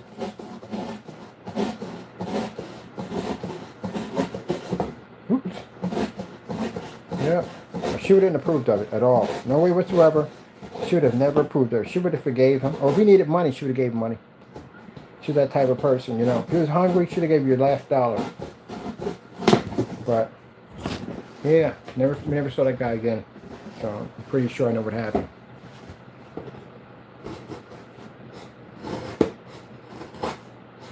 I'm cutting out our screen here. I'll never forget that, man. He's right on the porch. Right around the corner. Right on the porch. And I seen the guy knock her over and take her pocketbook. And apparently everybody else in that corner saw it too, so one of them could have addressed it. And they're all heavy hitters at the end of the day, very heavy hitters in that neighborhood. But all I know is they came back to the house and brought back her pocketbook. All her stuff was in it. And all they said was, it's been taken care of. That was into that. We got a screen done right here. Thank God she didn't find out about it. She probably broke down and cried. She's not that type of person. She's a very sweet woman. Never had that problem no more. She walk outside, diamonds around her neck. It ain't gonna happen in that neighborhood. Whatever went on, it happened. Oh yes, yeah. Wait. Are we upside down on this? Oh, we are upside down. Put it the other way around. I was gonna say, wait, we are too high for that for the projector to fit in. Yes. Man, we got a mean cutting hand. Mean cutting hand. Mean cutting hand. Ugh. Boy. That came out quite nicely. Look at that. Yep. That's where it's separated. We're going to put it all together. Man, that came out nice.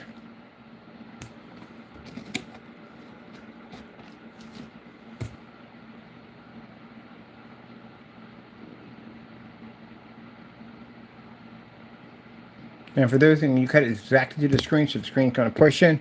Now we got to put an outside border because I want it to stand out. So I'm going to put another outside border. Actually, it has to be rubbered. We have to put a rubber lining around this. So on that, and the rubber lining has to be around here. All these are going to cover all rubber linings until we actually cut. We have to cut there to put the window through. But it has to be glued together before they do that. This thing's going to collapse inward. And we're going to put our arcade floor here. And our arcade machines here. It actually looks like the end when somebody works on the house. You got the studs and everything with the drywall and all that stuff in. That's what it kind of looks like.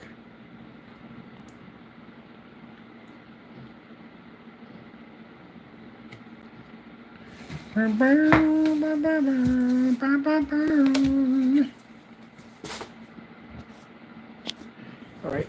First things first. Let's.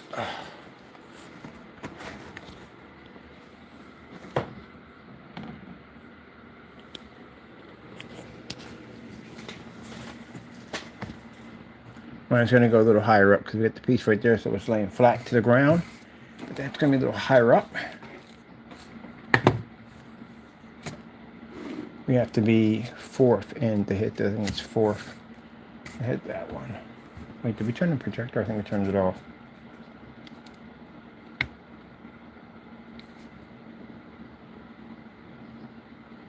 Yeah.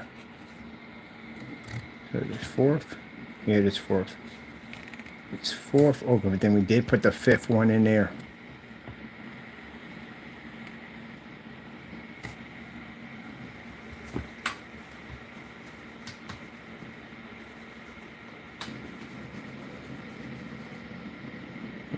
It's going to do that because for some reason it doesn't read well with my PC. I got to get a different one. I'm buying a different one.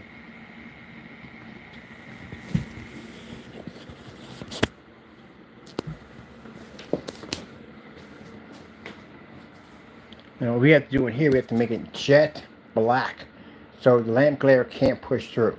All you're going to see is a screen on this side, projector on this side. Let me see for our arcade machines. Projector is going to fit here. Can we put the arcade machines in there? We should be able to. We should be able to put the arcade machine between each one of these slots. We should be able to put an arcade machine in there. Let me see something for a minute. Give me this. So that's not going to hit the screen in any way. We only need it on one side of the wall. We don't want to put it on both sides. I had to cut a window on this side. So if the arcade machines are here, that's not going to hit the wall. Perfect. They're going to be flatter than this, but the cabinet comes out to me a little farther. So we're going to put the cabinets right along here.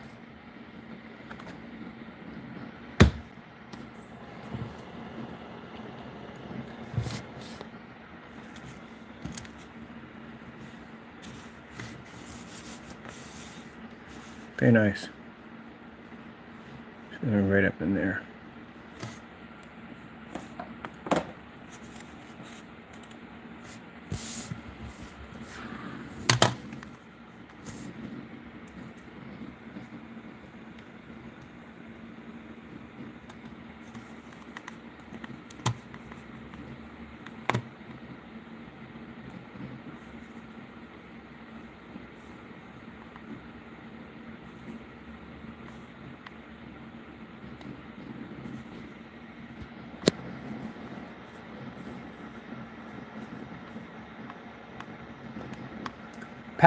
Pac-Man intro?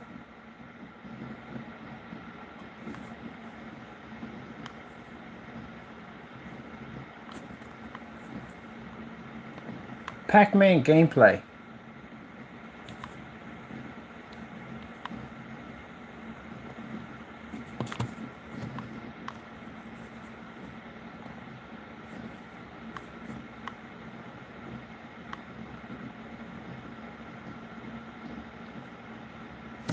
Oh, come on, man. Really? Put these little intros on. Like, what the freak? You put a whole movie in here.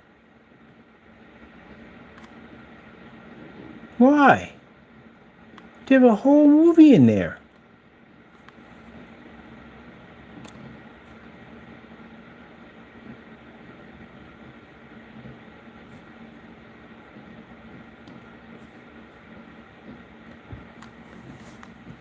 There we go.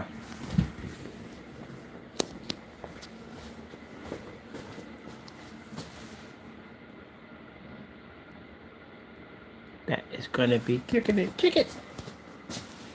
And that's what the cocoa is cooking. Yeah, it's gonna look hot. So we're gonna have it up here, like so. That is going to look absolutely hot for our new box. Showing off our new flex screen technology. That's gonna look beastly, extra beastly. It's gonna look nice. I love it. Okay, I'm happy. We can get the building and get to the next stage.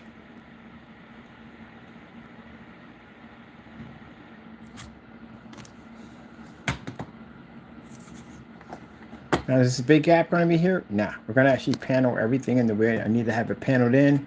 It's going to be an area to put this in, put a panel to put in for our peripherals, which you're going to need, stuff like that. You're going to be able to see the arcade from this side, because I'm going to cut in a peekaboo window for you to see it on that side.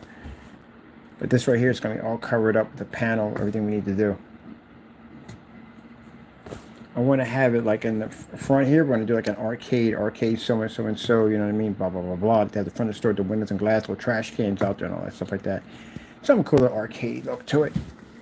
Make a little arcade scene out there and have this projector hooked up in here so we can remove it in and out if we want to. We want to get access to that. So if I do the arcade design for the artwork here, it's going to be all cardboard, cut out pieces, everything stands out. I want it so it snaps here and we can pull it back to get access to this or anything inside of there. So next stage is, let's get the glue in. Let's get the glue in. And the computer's going to be on top.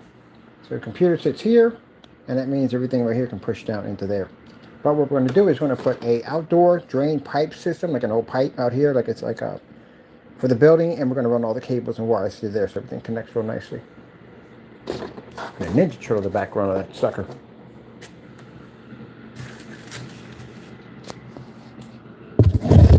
Gluing process. Oh, and such gluing process there shall be. Where's let me see, let me get all these.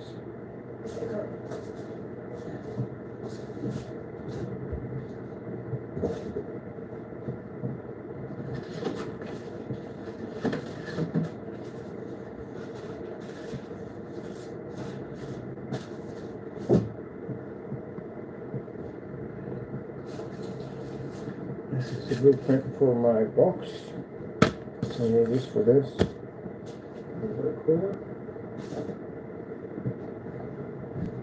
And the glue.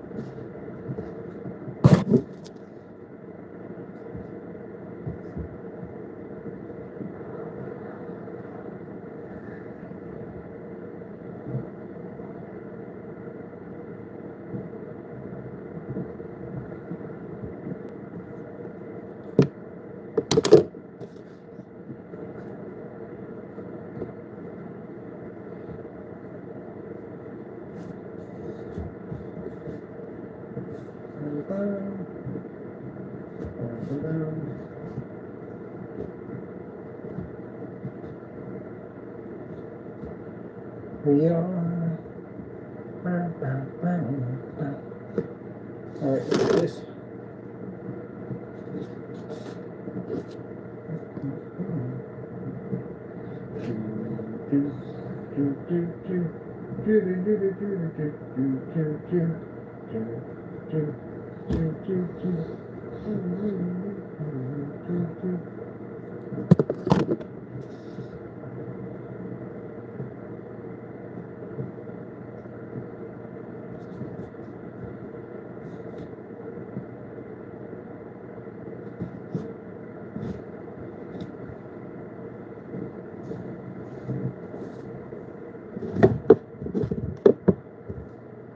Doubt my cardboard building skills.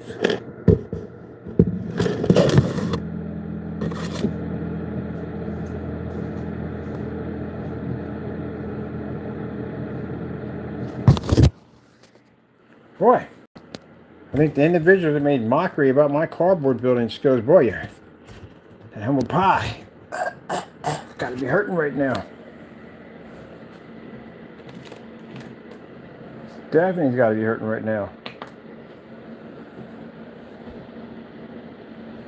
You know, gotta be careful about talking too much and putting your foot in your mouth.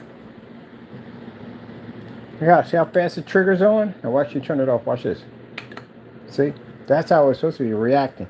When we're spinning, then it stopped and it spin again. That means there's a short in there somewhere.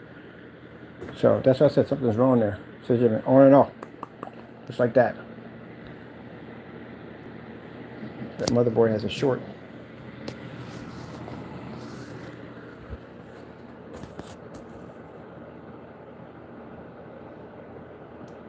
Usually when we had the caller would contact me and says, I know more about you than computers. If you didn't, you could have gave me some specifications on what you had. Usually most people do that. You know, they always they love sharing their specifications. You would have shown me some specifications on what you had. But again, and I told you about the specifications of the machines I had here and what I'm building for my big boy, and you didn't comment back on any of it. Because you didn't understand anything I was saying when I was telling you about it. Anybody else would have commented back.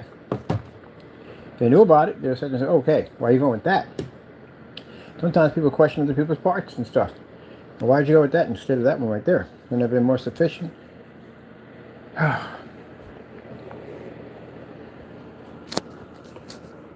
know he has no way to contact us. He's just sitting there biting his pillow right now. Losing his mind. You know what that means? That is rent-free in your brain. Yep. Now, if you're not doing anything productive and you're just doing that, then I'm in there rent-free. I can talk about you guys, but I built stuff at the end of the day. Yeah! Yeah! How you like them apples? How do you like them apples?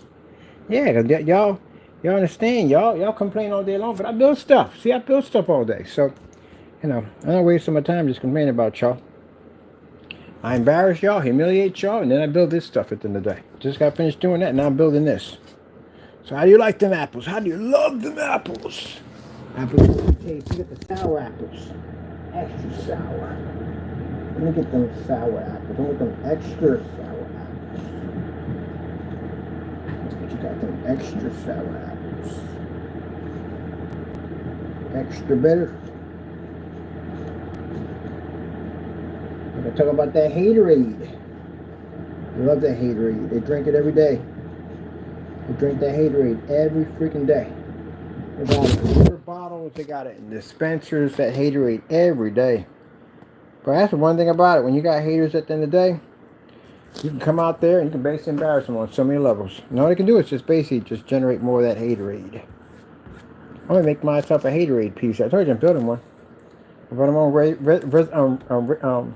want to turn a Gatorade bottle into a reservoir. I'm going to put down some green in there for envy. And we're going to call it the Haterade Gaming PC. It's for your haters out there. Should put a little spout on it with a cup. Stuff a cup of that Haterade. And say, oh, we sit up doing rants all day. A rant? We don't get any of this stuff done. Impossible.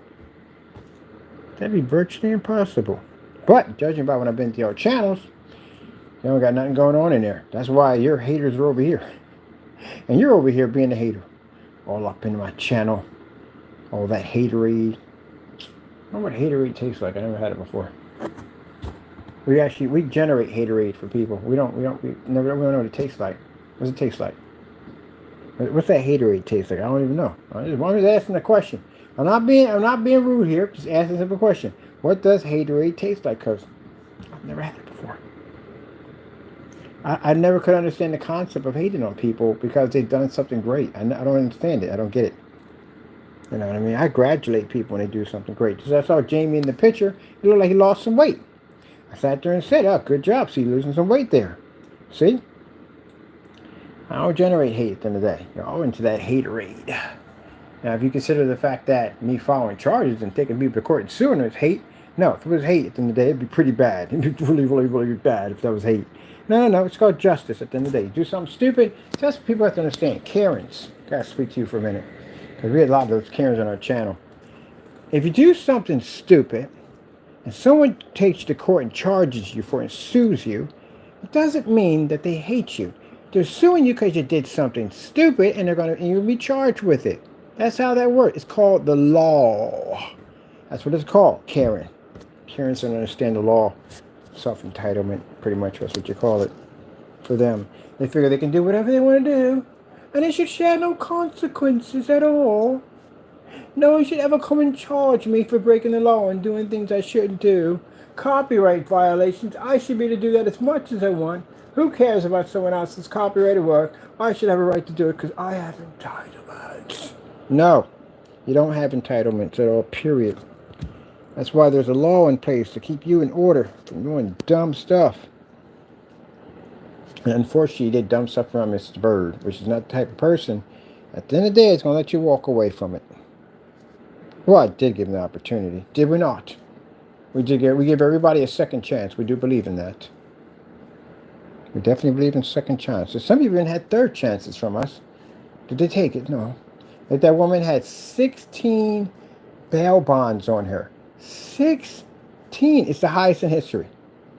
They kept letting her go, and they kept letting her go, and she kept coming back with some of the most jacked up charges ever.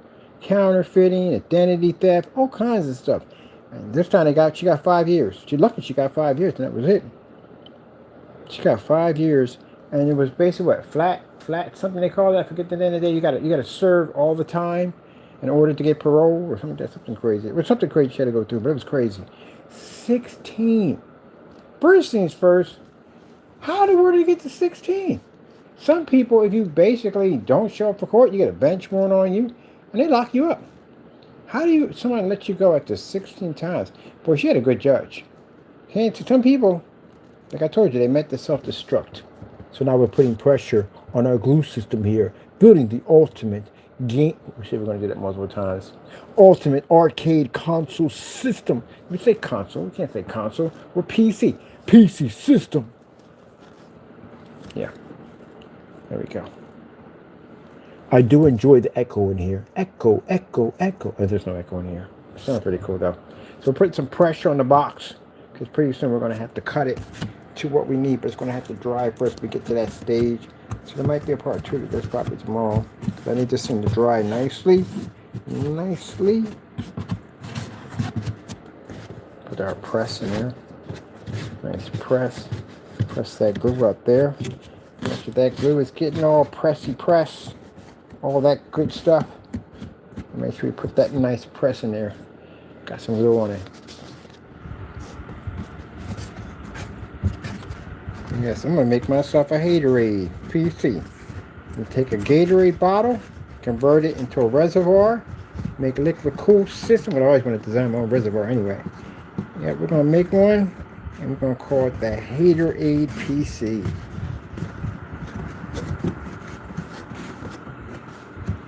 No one chooses to put a PC in vegetable oil. Naysayers be sitting at this tomorrow. No one chooses to put a PC on cardboard boxes. Who would do that? A lot of people do that. That's where I got the idea from. I watched somebody else do it, and I was like, huh, that's interesting. I wonder if we could do it. So a lot of big influencers on YouTube, they did it, because they call it the Cardboard PC Challenge. So, but we took it a little farther. That's what we do. We actually go a little farther with it. Bam, bam, bam, bam, bam. That's what we do.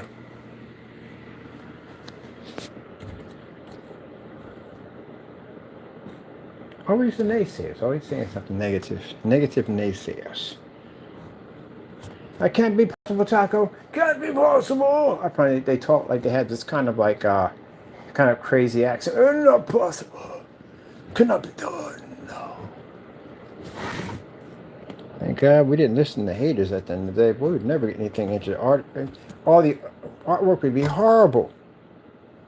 Anything would be horrible. Food would be horrible. Can you imagine the pineapple pizza? All the crazy stuff people have developed and making all kinds of interesting foods that we have today because someone decided to do something outside the box. If the naysayer was involved in that, it wouldn't even be peanut butter and jelly sandwiches. It would be bread sandwiches. That's it.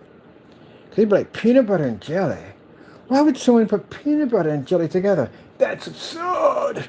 That'd be you guys at the end of the day. A submarine? A machine that can travel underwater? Who would do that? That's absurd. That would be you guys, literally. Blocking the progress of man at the end of the day. And women. because you find it a sud. Yeah, thank goodness nobody listened to you. Cereal, crunchy cereal with marshmallows and cartoons. Why would anyone want that? Absurd! Well, naysayer, look, at the end of the day, you are like that because I get your messages from you crying on my account. Boy, it was crying. What were they crying at yesterday? It was something they was crying about. No. It was a challenge they were giving. They were giving a challenge to make a screen paint. It's still on, by the way. By December the 5th to make something. Yeah, it was on my channel ranting about that. Call me monkey boy and everything, boy. They was upset, heated. Let me explain something to you, Nail. First things first, it don't bother me when you call me racial slurs, because you know why? That means I got to you. If I got to you that bad to call me a racial slur, that means I got to you. I am living in your head rent free. Rent free. Rent free. By the way, where I park my car at? Because I got somewhere to park. You got a parking space in your head? Pretty sure you do. All that empty room in there, you ain't doing anything else with it, so I probably can park a semi-truck in there somewhere. You're not doing anything at all, period. I've been to your channels already. There's not much going on in them channels at all whatsoever. And some of the stuff they sent over, there's no channel at all whatsoever. They use fake channels. Why are you using a fake channel? Why don't you use your real channel? What's wrong? You're afraid somebody might go on your channel and say there's nothing going on? Nothing in there going on. Not a thought between them. Not a thing. Nothing being done, nothing being creative, nothing. Just over the hating on other people's channels. That's your job on YouTube. Go on other people's channels and just hate. Oh, I'm so upset today. I should take my nay ways to someone's channel and hate on them for no reason at all. Because I am a hater. That's how you sound, like one of the rich butlers. Except you're not rich. Anyway, one of those butlers at the end of the day. Oh no. Look at him. He's dancing. I hate his dancing. I know you guys remind me of like these freaking, I can't say turtles. The turtle's actually quite intelligent. You don't fit in that batch. So we just move on. I don't think there is an animal on the earth that pretty much you can match your brain power to. Everything on the earth is smarter than you, so I don't know how to go with that. They would send me the dumbest stuff. I couldn't spell for jack. How do you say your paint sock? S-O-C-K. Literally have it posted on a forum site. Said my paint sock. Can't spell. Gee whiz. No, can't spell. Williams can't spell for Jack. He can't spell for Jack. Jamie can't spell either. That's another person who can't spell. You guys didn't graduate. There is no way in the world on God's green earth that a school passed you guys and you graduated. You know, you have to go through the graduation to get a diploma. There is no way in the world. You got to graduate. No way in the world. Nah. You have to at least know how to spell. I have to know how to spell. We used to get messages from him. Oh my goodness. Where reading his stuff, felt like I was going to have a stroke or something. Can't get mad. If I don't know why he couldn't spell delivered. Literally delivered on his site was spelled like that for 3 years. 3 years he had it misspelled on there. 3 years. Because I guess he didn't believe me or anybody else. Because people will tell you if you got stuff misspelled on your site. They go, hey, look, buddy, I'm just going to shoot up for you. You got something misspelled on your site. You may want to recorrect that, right? And then, you know, if you don't listen to them, you're like, well, I guess he's an idiot. So people will tell you. Ain't that right? Right? Yeah. But we're not talking about that. We're talking about all amazing basic builds. And the reason why we built this is because it's amazing. But most of all, because the haters will hate on it because they are angry and upset. Oh. Everything we build, they get mad over. Everything we build, get mad, mad, mad, mad. They don't even know what that is, and they're mad at it. Everything we built outside, mad. Super mad. There's levels to their madness. We do ship out dates, we show ship outs going up, orders coming out, piles of orders going out, mad about everything we do. Buy projector, mad. So yeah, I'm gonna make a PC called the Haterade. It's literally gonna be made out of a I'm gonna turn a Gatorade bottle into a reservoir system and build a mini one. That is hard to do. And I'm gonna put I can get the stickers for Haterade, you can buy those. Put it right on the side of it. It's going to pump nothing but green liquid through it, because that's the envy juice. We're going to call it envy juice. It's filled with envy juice. That's the ingredients on the side. The ingredients inside, it's going to have envy juice. It's for the haters, the bottom lip biters. I'll make a PC just for you haters out there. Extra haters. Ain't for y'all. So since y'all be hating on my work so much, I might as well make a PC for y'all called the Hater. It's got that haterade in it. And it's still by you naysayers, with all your hatred.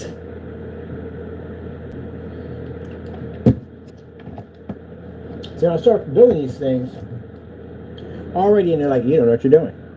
You don't know what you're doing at all. Blah, blah, blah, blah, blah, blah, blah. I go to your channel, and it's about as boring as looking at a loaf of bread. Just staring at a loaf of bread, not knowing it. No, a cooking channel for just a loaf of bread. We open it up. We're going to take the white bread. We're going to put it on the plate. And we're just going to stare at it, because we can't think of anything to put. No jelly, no mayonnaise, no nothing. Just a plain white piece of bread just sitting there, staring right back at you. Or, so we don't sound racist in the day, a plain wheat piece of bread staring at you. Doesn't make a difference what kind of bread it is. It's just boring. Would you eat a bread sandwich? No. It's got to be something to add some flavor to it, right? But not them. They're just boring. It's just bread sandwich. That's basically all it is. And a glass of warm water. They can't even put ice in it. They're just too lazy. Just warm water and bread. That's it. Heck, why put it on the plate? Why dress it up? Let's just put it on a torn paper bag. Yeah, that's pretty much how I describe you guys if you were at dinner. Warm, lukewarm, room temperature warm water. Not even spring water. Tap water. Not from a sink. More like a well outside. A brown bag and some bread with nothing on it. Don't sound too happy, does it? Oh, wait, I forgot. We got to add in dessert. Let's put a rice cake in there, too. Nothing on it. Just a rice cake. Nothing on it. Can't make it too excited. Haters don't like excitement. It bothers them. It triggers them. They can't stand creativity. They can't stand anything new. They can't stand anything at all like that whatsoever. I kind of sound like you're like a 90-year-old man sitting on a lawn screaming at cars with a bullhorn trying to sell oranges. They can't stand the excitement. It's just too much for them. It's too much. Too much for them. You know, a piece of candy, it will complain it's too sweet. Put them in a car, it's traveling too fast. We even complain about a door opening up too fast. It's too opening. Make up a whole new word. It doesn't even exist. They complain about everything. They had to. It's in their genes. They come from a long line of haters. Haters have been around since the dawn of time. Like I said, every invention, everything you see in front of you, there's always a hater behind it crying about it. They're always crying. You can't help it. I bet you if you were to search a pocket of a hater, you would find nothing but tissues in there. You know, I cry about everything. Oh, it kind of reminded me of the dads, or the guy who basically, when y'all guys call me, and you go look at my stuff and say, how did they do it? How did you do it? Where does it come from? I guarantee you guys are in a mirror somewhere crying. Tears running down your shirt all soaking wet in the front. Just in there bawling. I would cry at the end of the day. Just screaming and yelling, crying about me. Every time he turns that camera, it's always something. It never ends. It's always something. He's building this, he's building that, he's putting this together, he's putting that together. I don't think I can take it anymore. Why don't you just don't go on his channel anymore? I can't. I gotta keep going back. I got to. He lives in my head rent free every day. All I can think about is how amazing this stuff is, but yet I hate him so much. And y'all. And then later on, you'll send me messages in my account to my, oh, you this, that, and the other. You sound like a chihuahua when you get upset. T-ball shunk. That's how y'all sound. And I look at it and go, I really ruffle this feather, isn't it? You may think that's going to ruffle your feathers. Wait till you see that gray screen paint looks like. That stuff is going to be freaking amazing. Absolutely amazing. You know, me in there painting on that wall. You're going to paint over the previous paint you have. You're going to put that to shame. Go ahead and get it. Put it against Crow's product. See what they're going to blow his paint clean out of the water. Man, your previous paint you have on your wall, you can't even use correctly. We'll show you how you do it at the end of the day. And they're crying about it. And we're sitting there hating and loving my product at the same time. Like, it's good. You know it's good deep down inside. Deep down inside, you know my product's the best. That's what hurts. That's why you hate me so much, because you know it's good. And you have to admit that's good. You don't want to, but you got to. Deep down inside, wrestling with your emotions and feelings, keeping it real 24/7, because I live in your head rent free.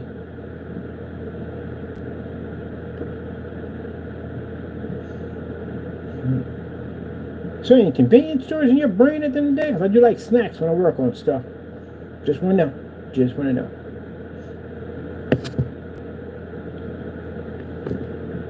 I tell you, in a garage with a cigarette and a bottle of Jack Daniels in their car, crying and listening to the blues. There's no way to stop him. There's just no way to stop him. Like we try to do campaigns against him, he crushes us. We try to make his product look like it don't work, he crushes us. We break the law, he crushes us. Like everything we do, he crushes us. Yeah, we do. Puts out matching betters. He knows darn well at the end of the day we can't do the matching better demonstrations because our stuff does not work. That's what I feel like it sounds like on the other end.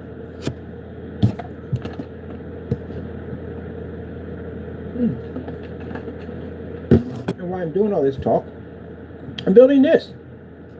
With these already here. I want to get crazy and turn my screen on and show you working in a fully lit environment with all the lights on. And we can watch football, we can watch basketball, watch anything you want. You guys can't do that. You have to turn lights off. And even with the lights off, I still blow yourself out of the water. Ah, man. It's just nothing. I'm going to make some hater tissues. Oh, yeah. The Gatorade's going to come with hater tissues.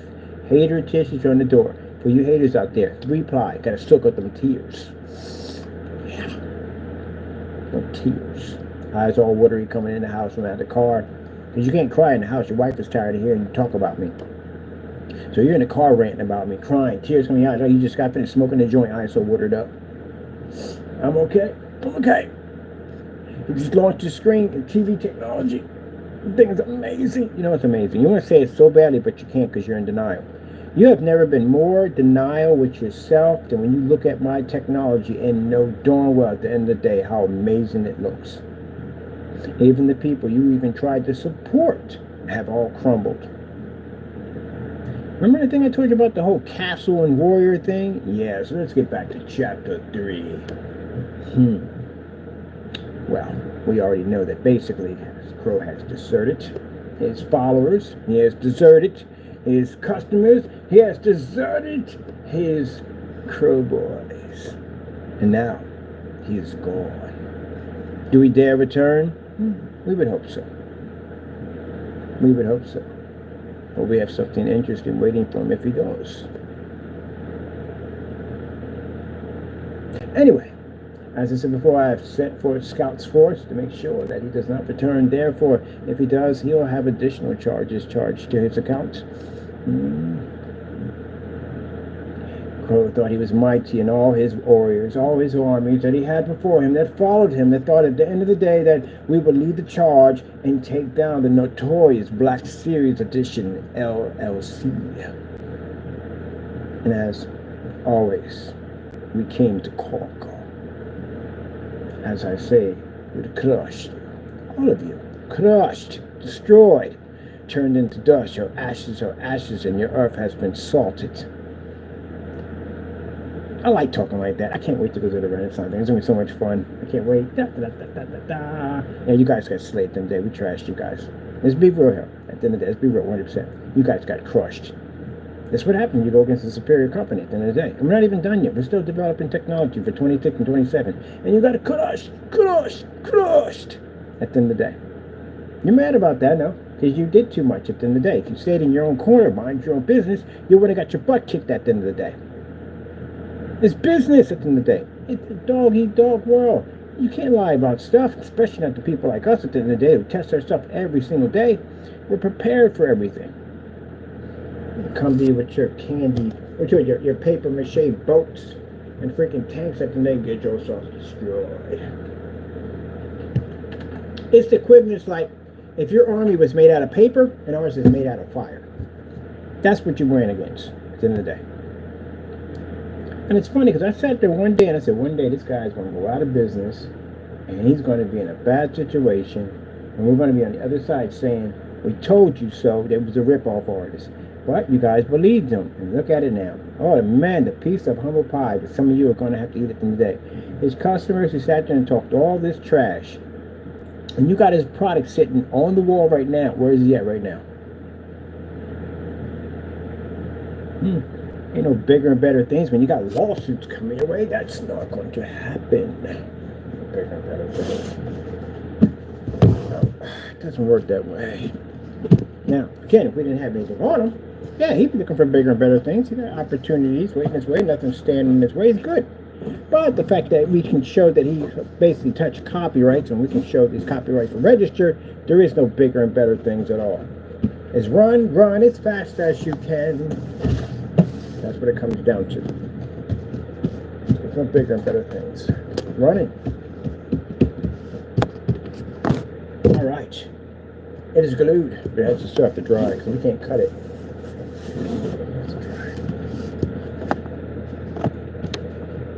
But I must be careful.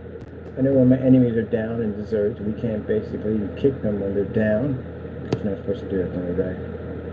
But it does feel good that we are able to conquer. It does. People have been talking trash for so long. That joker was talking trash about us for the longest time.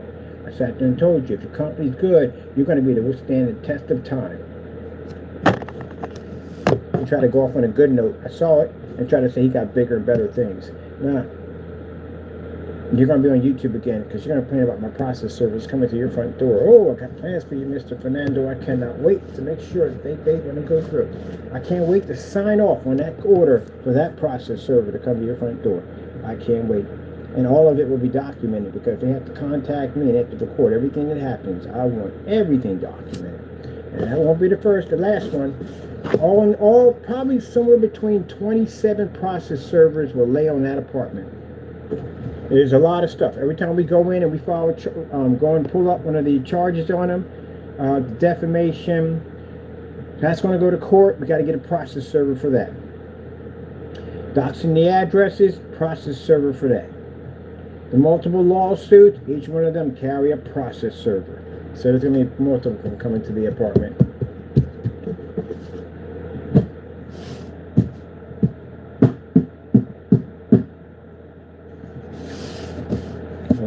Came out pretty good. Okay. Power supply and everything's going to be at the top. Mark your stuff at the top so we know where everything's going to be at. So we got all this together. Got it all cut through. I'll take this side and put this here. Liquid cooling system here. Power supply is going to be here. I do want to do a tape job over this. Well, we have to get some more tape. We don't have any more tape left for this. I do want to do another tape knob on the lines nicely. So let's see, here, right there. Motherboard is going to be over here. We're only using an M2 solid state drive, so this will be perfect here for this.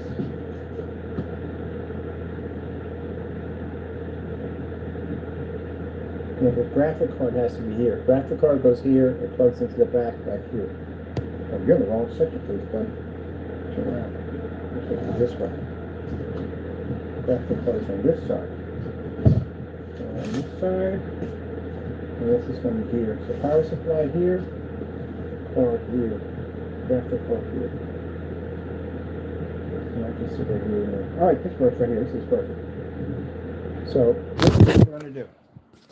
Power supply here, because that connects to the power supply connector here. Easy to get to.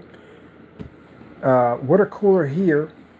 And then with the graphic card being here, we can plug it right here. Of course, I want to do a little drain pipe here. So I told you, the back of this, we're going to re-cardboard and put a design behind the back of this to make it look like the front store of an arcade. That's what we want to look. Nice drain pipe here, run everything through here. So I had to get some pictures of an arcade, an old-fashioned retro arcade. So what we're going to need to do that, to that side.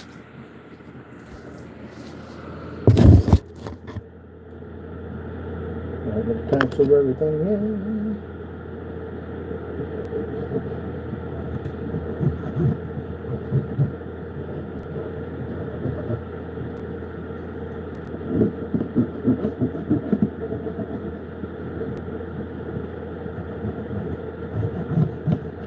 First setup is going to be promoting our Flex technology, our new gaming technology. That's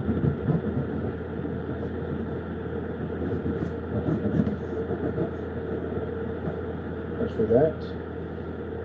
Power supply.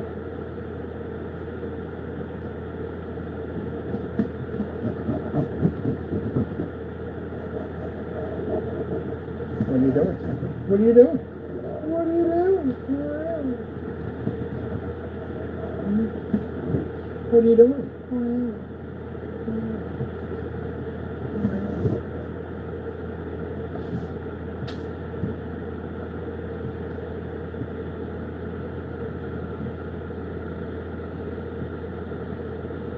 We're going to stand it up, that's why. We're going to stand it up. That's why it's going to have a PEG system. The PEG system here will be a floating device for power supply system. Here, this is lay flat. This is going to be using. What you doing?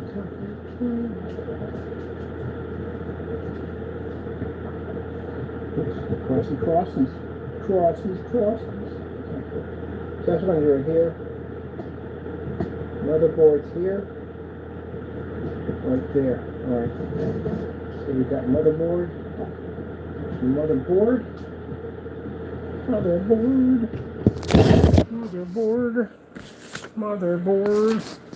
Born to be alive. Power supply. Video card. Simple. Everything is going to be levitated on a pin system. Everything's going to be levitated on a pin system. Pin system here. Pin system here. It's going to lift our system here. This right here we're going to leave flat. Power supply.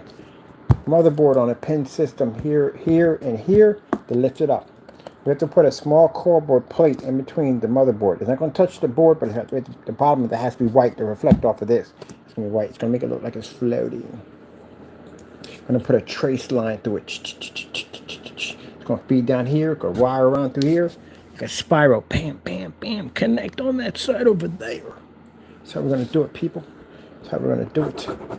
We don't have to put any cuts in at all. We just have to mark and trace where you're going to drop at. Water cooler, power supply. We don't need a hard drive because we're going to use an M2. It eliminates having something extra. We're going to keep it nice and compact. Everybody's thinking deep thoughts. Deep thoughts. Oh, yeah, there was deep thoughts on Saturday Night Live. Deep thoughts, I remember that.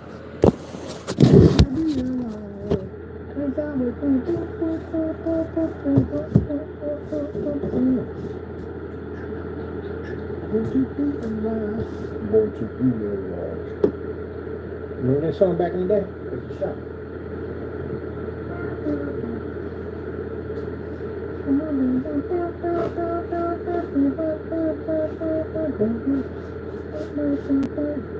Born to be your love.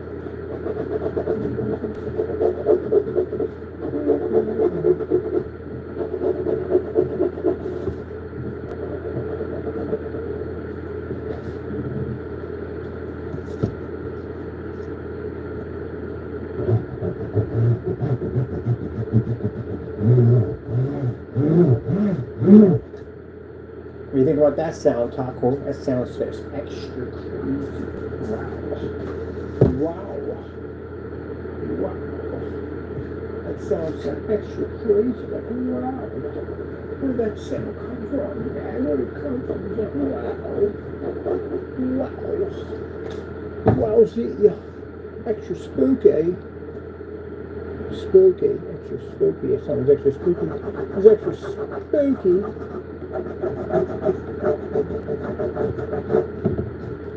Spooky. This is extra spooky, people. Extra spooky. Not spooky. Extra spooky.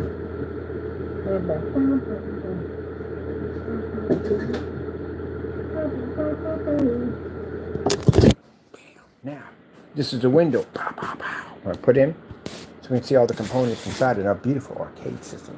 It's going to look absolutely amazing. Can't wait to start working on the floor. And the arcade machines, all made out of cardboard. So let's get the cutting.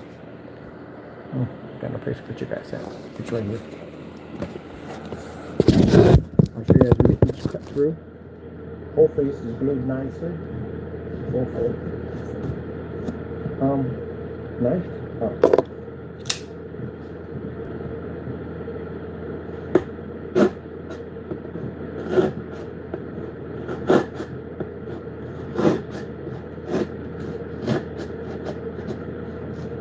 one out. I'll bring it to show you the progress.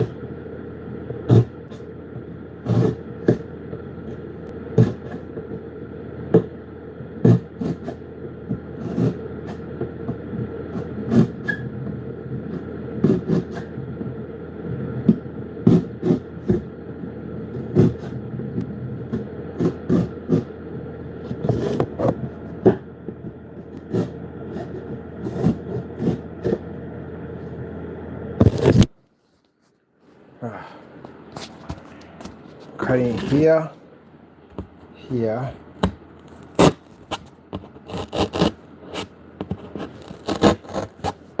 Sorry if you can't see this. Here. Bam, that side right there. Square by square. Then we'll cut out the middle pieces. And then we'll be completed on this side. And we should be done. Not really. Sure, that way to go. But we're going to start cutting this peekaboo window.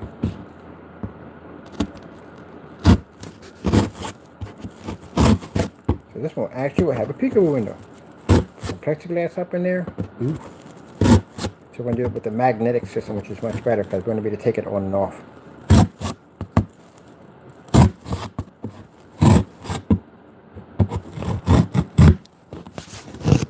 You ever seen, I said, Kim Peel, you gotta watch your Continental Breakfast, that's fun. I'll have what he's having. I'll have what he's having.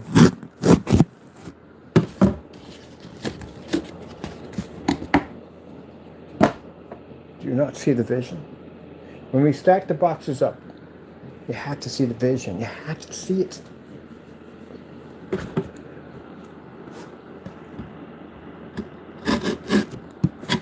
Everything I'm putting together, I see what the Lord put together. How to build it, how to assemble it, how to acquire.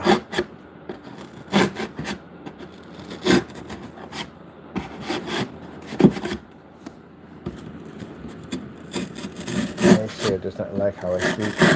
Naysayer hates me. Why do you hate me, Naysayer? Why do you hate me? Do I care? No, I do not care. I asked you because you are full of such hatred, Naysayer. Hatred is not good for you, by the way. Oh, there's all kinds of stuff. At the age you guys are at, contacting me. You guys are old. Now, don't get me wrong, I'm old too, but I keep myself in shape. I exercise quite a lot.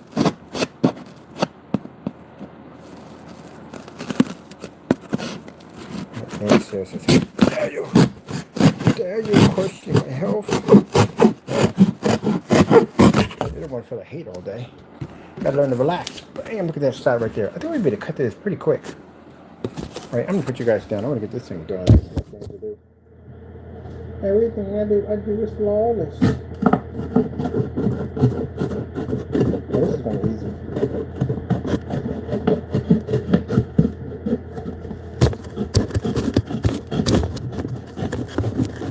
That's this right. Yeah, this should be definitely easy. This is all we have between here and here. That's it. That's going to be easy to take down. Then why the freak? Oh, we had to glue that side. We had to. This is here better. We literally had to glue it that side. Well, now I knew I had to make peekaboo windows now for my PCs. My cardboard PCs. So I did plan to do more of these peekaboo windows. Actually, to tell the truth, this would have been a faster way of designing a freaking fishbowl PC. Yeah, it would have been easier. Because we had the structure already there. Just cut, plexiglass. Yeah, that would have been a lot easier. But either way, no, because I wouldn't have access to get to the wall to build. That's why. That would have been a problem, the access to the wall.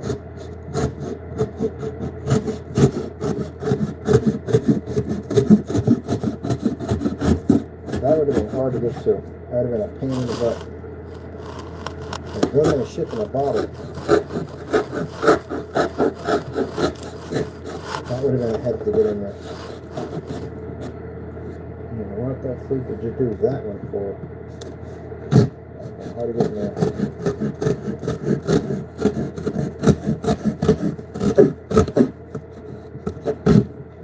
But in the arcade system, it's easy.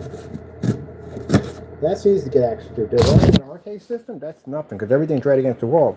But building a whole ecosystem with all that stuff, yeah, that'd have been a nightmare to do it this way. Oh, you can see that. Yeah, you can see it from there. Okay, cool.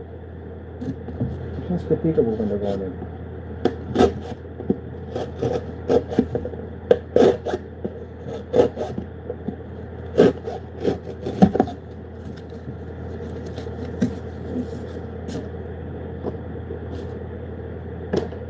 can see it. There we go.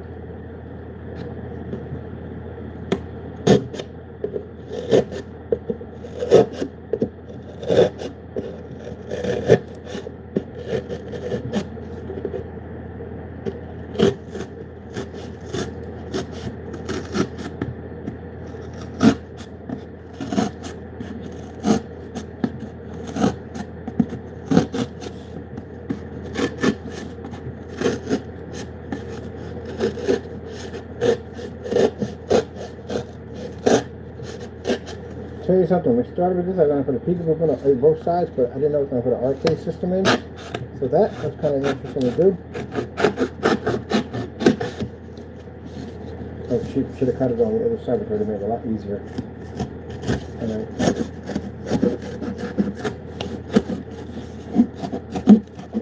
should have started with the other side on that side, would have been much easier to do. But we'll do it.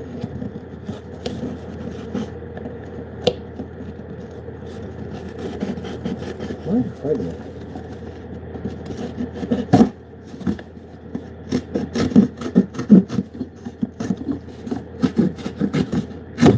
There you go. Yeah.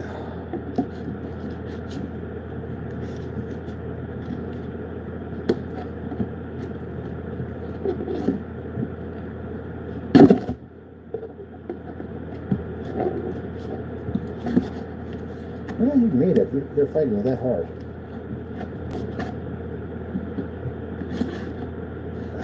Seriously? You are a piece of wood. Cardboard. It should not be that hard to snap you off. Honestly, cardboard wants to be difficult.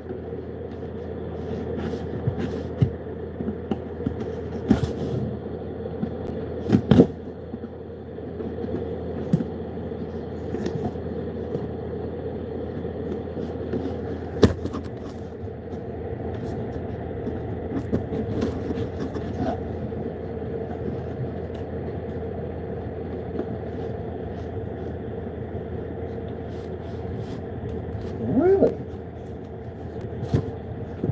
Alright, no problem.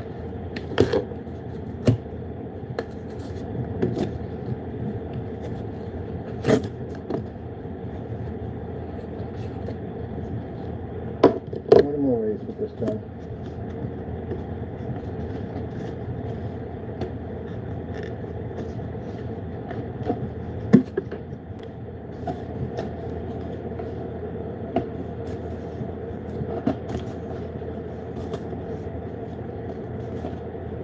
You're not going to do that. As a matter of fact,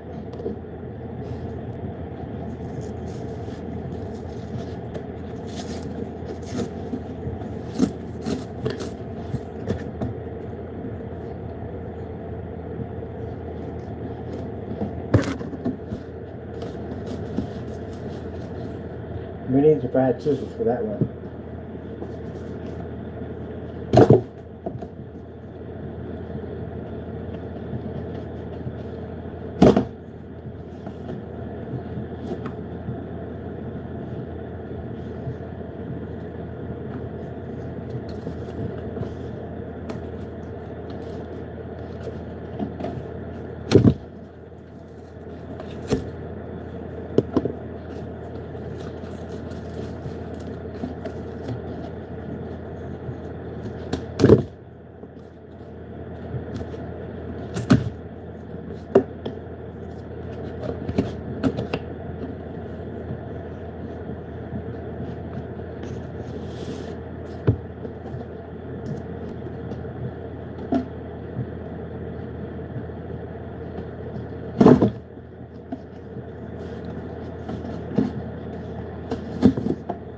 And that cardboard became like leather for some reason. In that particular section, don't know why and don't know how, but it did.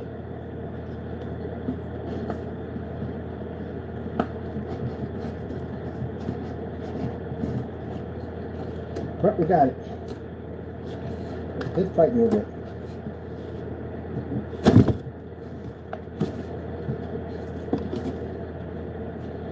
last one. Hopefully it's not trying to be a knife one. Usually the last ones are always the headed ones. Who's it gonna be?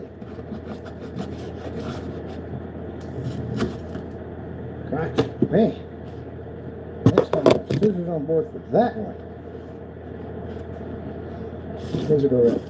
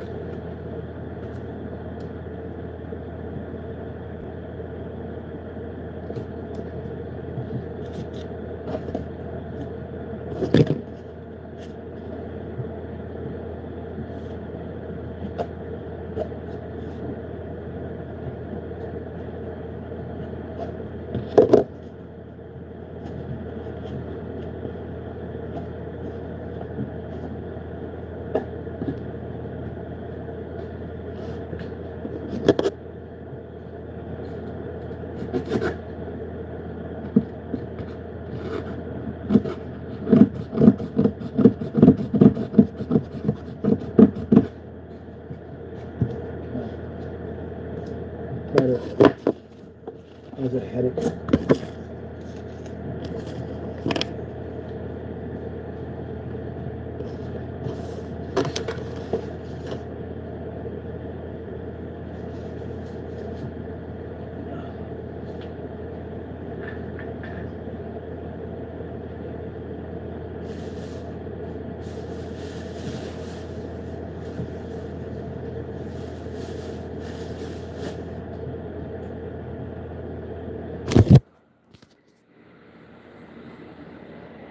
So we're going to do paper patch job here, here, and here, here, here, and here, all the way across.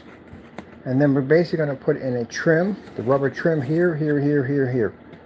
We're going to cut these down a little lower, cut these down a little lower, because I'm going to need scissors for that.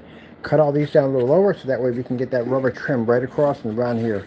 Then we'll put the plexiglass on the other side, on this side.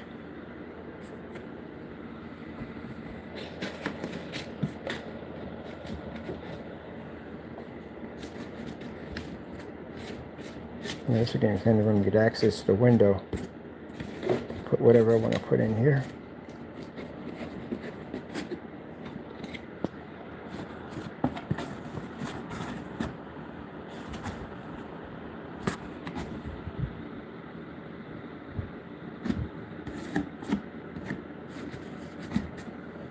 Projector box with peekaboo window. I'll put that in the caption because I don't think I put everything.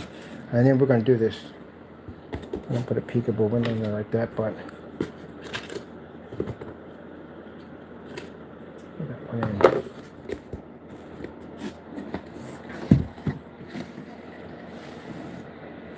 Now, some people might have thought that it'd be easier just one big box and do it. What would be the fun in that? It'd be too easy. Got to do it the hard way.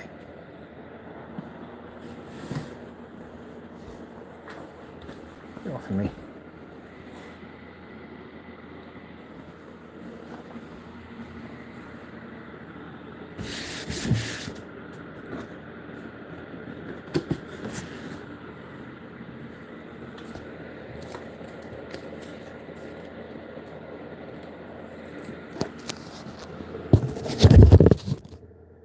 In the area.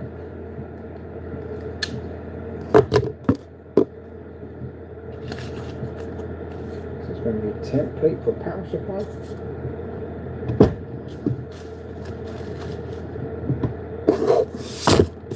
I go with the same brand power supply because they're affordable. That's why I go with them. Super affordable.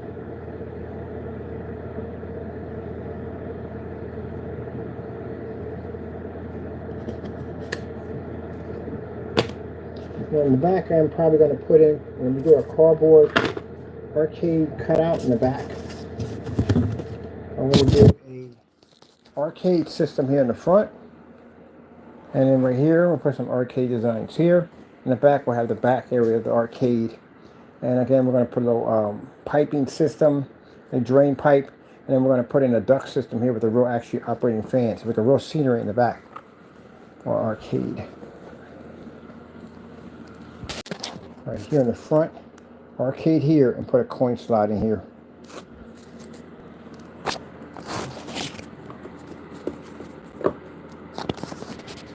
I really can make it a piggy bank. I can put a coin slot in there, and I can put a little tiny slot here for a bank, and put an area at the bottom and get our money out.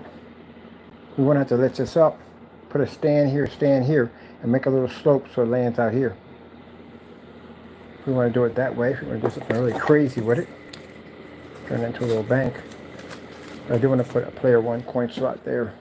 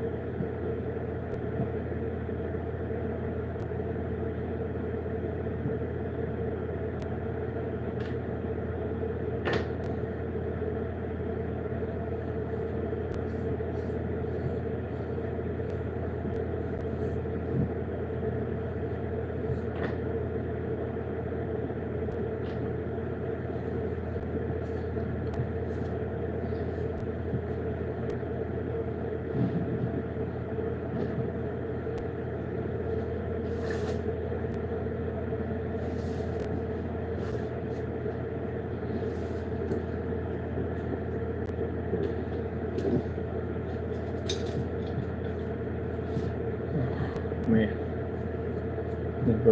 most of their real PCs all in one hit. I'm trying to do the Pico windows and magnetic strips and the flex screen.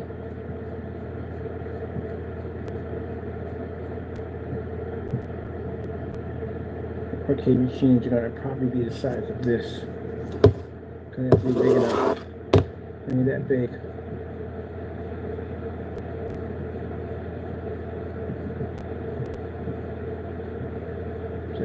So like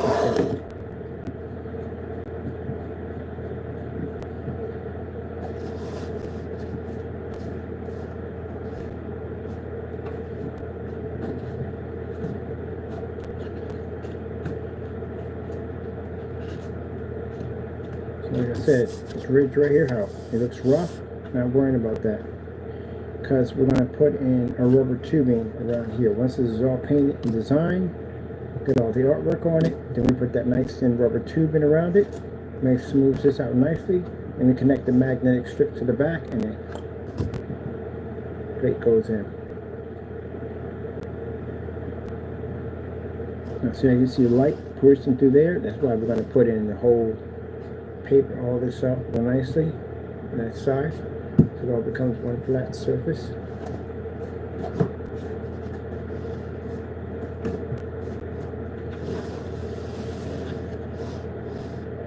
Have a screen here. Projector's going to be here. Video card's going to come down here to the pipe system, connect through here, and go through here. We're going to drain pipe from the top and the bottom. We're going to make the top just look like a roof. Screens are going to float, yeah, but some of it's going to look like a roof. And then down here, we're basically going to put the back of the arcade.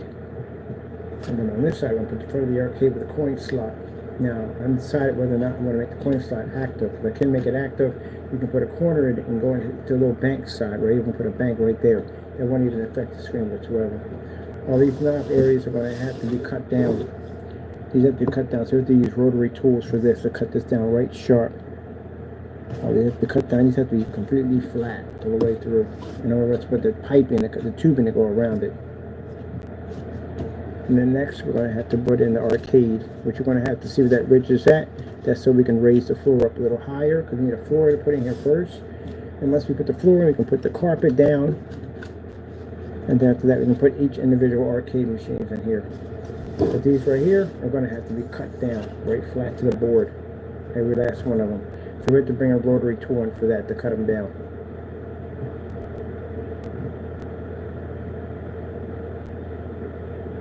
And we can put our arcade machines up there.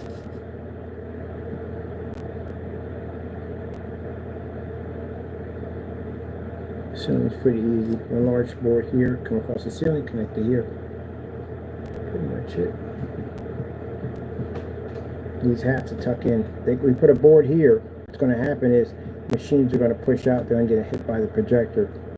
So yeah, all these have to be right against the wall.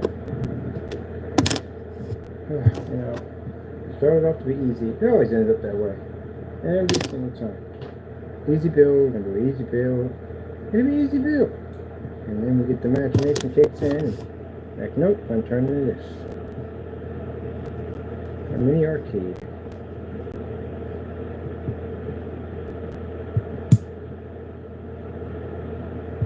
Mini arcade.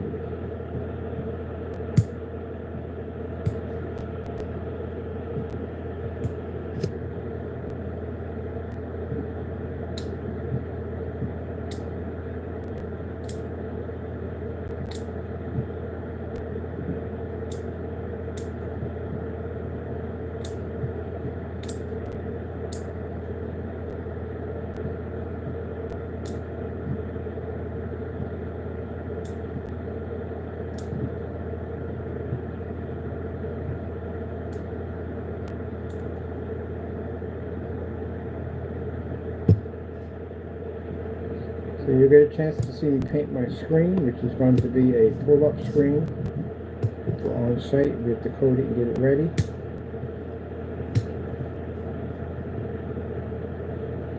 It'll be on-site next month. Start of the new year. On-site.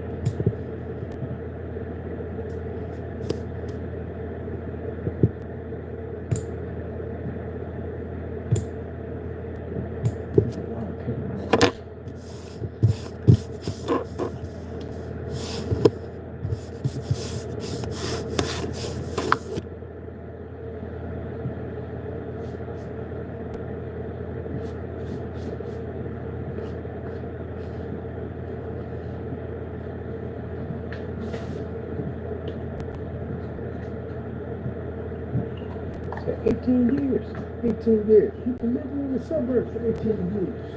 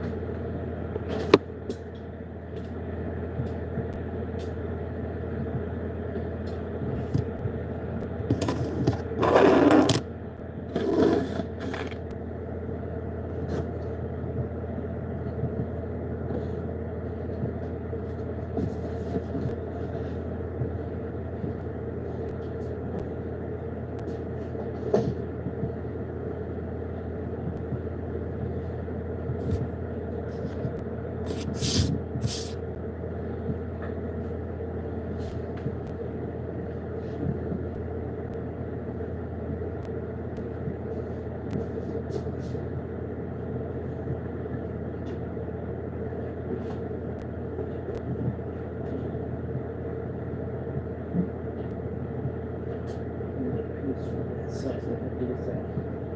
That is that for size. We're going to get it fit in there perfectly. Definitely perfectly. And this would be the front, and the other one would fit perfect for the back area. Now what I'm going to do. Alright, screwdriver for this.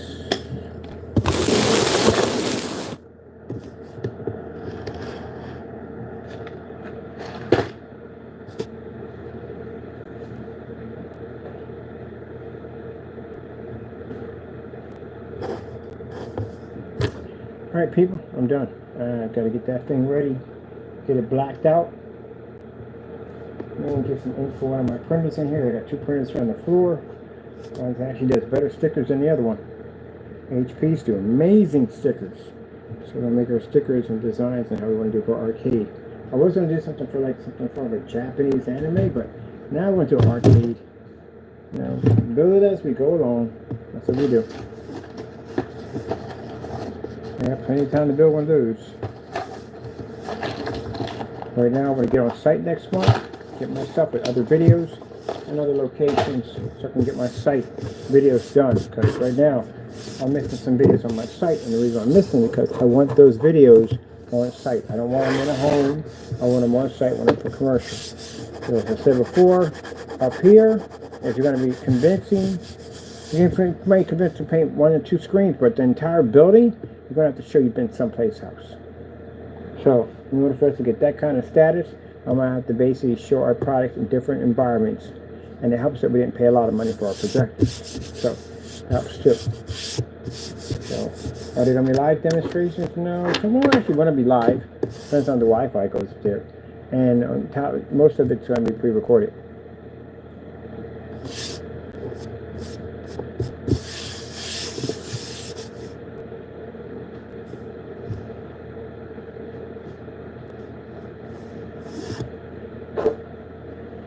Now, people out there who don't like me, you feel at the end of the day that, hey, look, we're trying to get people that you can't boycott me. You can't do anything. We're here on this level.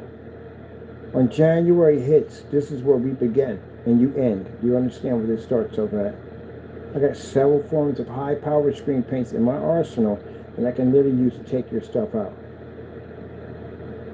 On top of that, we're launching a gray screen paint. That's going to go against all other gray screen paints. I figure, what's the point of going and conquering something when we can control? So that's what I'm going to do.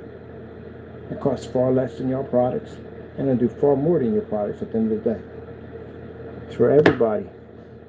And meanwhile, we're going to be out here making millions of dollars because you don't have a screen that absorbs sunlight. We do. So again, with that technology, advertising is a multi-billion-dollar industry. I've already got 4 places already lined up for ad tech. Already. As you can see, all your campaigning and stuff was for nothing.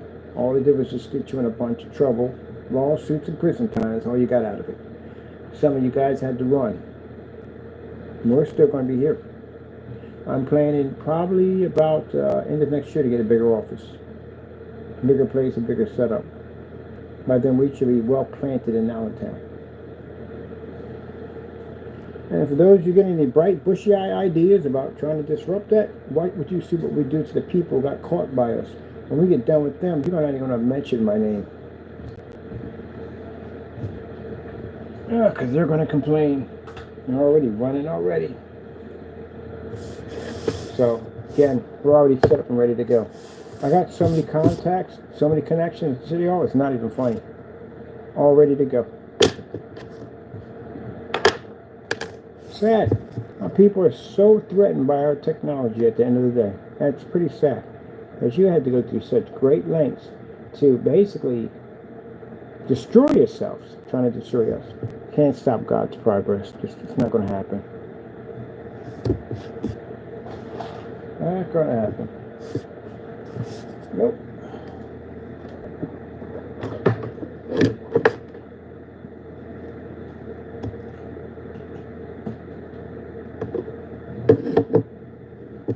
The price of my technology will be going up.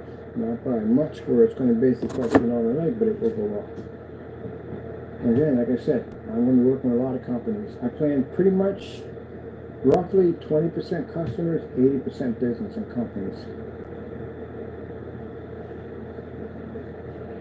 And meanwhile, well, I told you before, there's no place to go. I'm going to control the green screen paint market. I'm going to test every green screen paint we can get our hands on, and we're going to put tests so high up the ladder that's going to be virtually impossible for you to touch us. So now you have to deal with gray technology, silver technology, black technology, color technology, projector mapping application technology, hologram technology, even interactive software. We work with that too. And once AdTech launches and it lights out after that, we got a screen with the most powerful gain on the planet. I want to control everything now. And you can sit there and say, well, no. I'm going to be contracted by the end of the year. I'm already set to go. Already set to go. All AdTech has to do is hit one window, and that's it, and display itself. That's all it has to do. And we have everybody signing up to get that technology. The beautiful thing, we have AdTech on 4 stores that saw it in the video demonstration showing the fish pushing through the glass. And they said, what do we got to do to get it on our glass? There's the deal. You got a nice storefront here. It has a lot of business that travels through you. We'll put it up here for free. But again, we want to have our business cards, our information, where to buy. You will advertise for us. And they agreed to it. They can put whatever they want up there at the end of the day.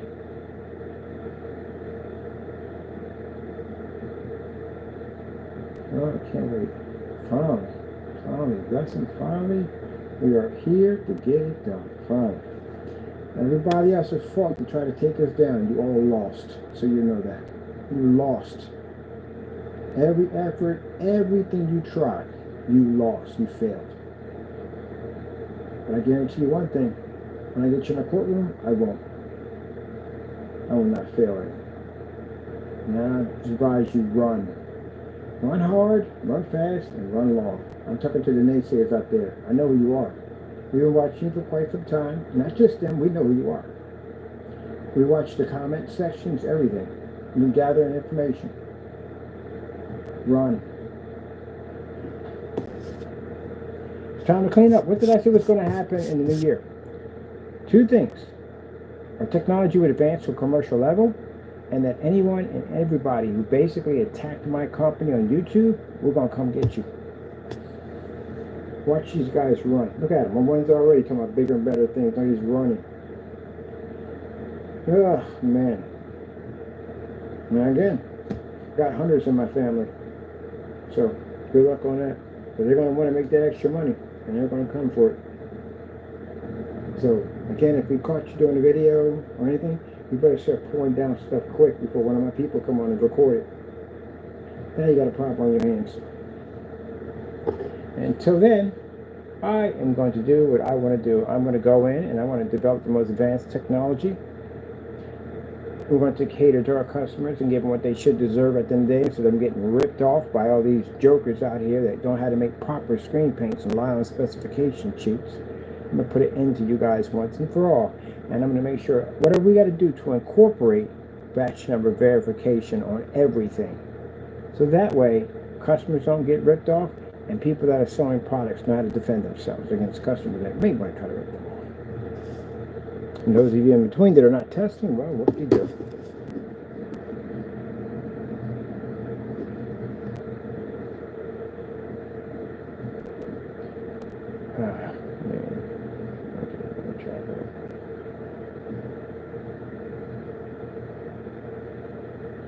It's interesting how they got all this started.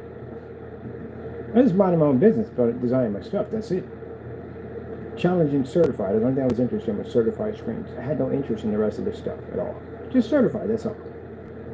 And Jamie and Partey jumped into it. Now you made it about everybody now. And we've seen people in their comment sections talking trash about us. We think at the end of the day, okay, we got to do something about this. So now, you have me to deal with now. And I'm different from them. At the end of the day, I back myself at 100%. I'll drag people in and out of court left and right. And again, I will crush your stuff so it doesn't sell anymore. So now it's not about coming in and basically, what's the word for it? Coming in and basically on our path to certified screens. We were battling with certified. Now we made it about everybody. So, 2 ways I can go with this. I will collect all your stuff. And I mean everybody, I will collect all your stuff, all the different screens, we don't care who you are. We'll collect your stuff. We'll basically develop our gray screen paint product. We'll obsolete all your gray screens. And then I'm done with that. I'll bring out a Phantom technology or Phoenix, either one doesn't make a difference. And basically, I'll wipe your technology out on live stream. Even the one we developed to take you out. So, that shows you at the end of the day that we can develop a technology. We did the same thing with gunmetal technology. We literally developed the black gunmetal screen, took out all the certifieds, and then took our technology and took out our own screen. Just to show you how fast we can actually engineer stuff to take stuff out. And then for those people who don't support us, we don't care. For the people who don't buy from us, we don't care. We're going to be contracted with companies. A company contracts are worth quite a lot of money. Out there, they don't care about the YouTube dislikes. Out there, they do not care about whether or not, we get views or not. They don't care about that. You know what they care about? Mr. Bird walking into their establishment, painting the screen on their wall and it working. Like I did at the Karen place, and like I did over at the smoke lounge. They don't care about your comments, so none of that, so they don't care. As long as I can walk and I can back up everything I'm doing in this environment, which I can, that's all that matters. And they'll sign with me, no problem. Give me what I need for my contracts, no problem whatsoever. I'll get school contracts, anything we need at the end of the day. The problem is you guys can't do that. You can't walk into this environment and do that because your stuff don't work. If it did work, we wouldn't have cancellations, right? There you go. So your stuff doesn't work. So can't stop progress. All right, I'm hungry. I need food. And I want to order my stuff for that thing over there and get that done.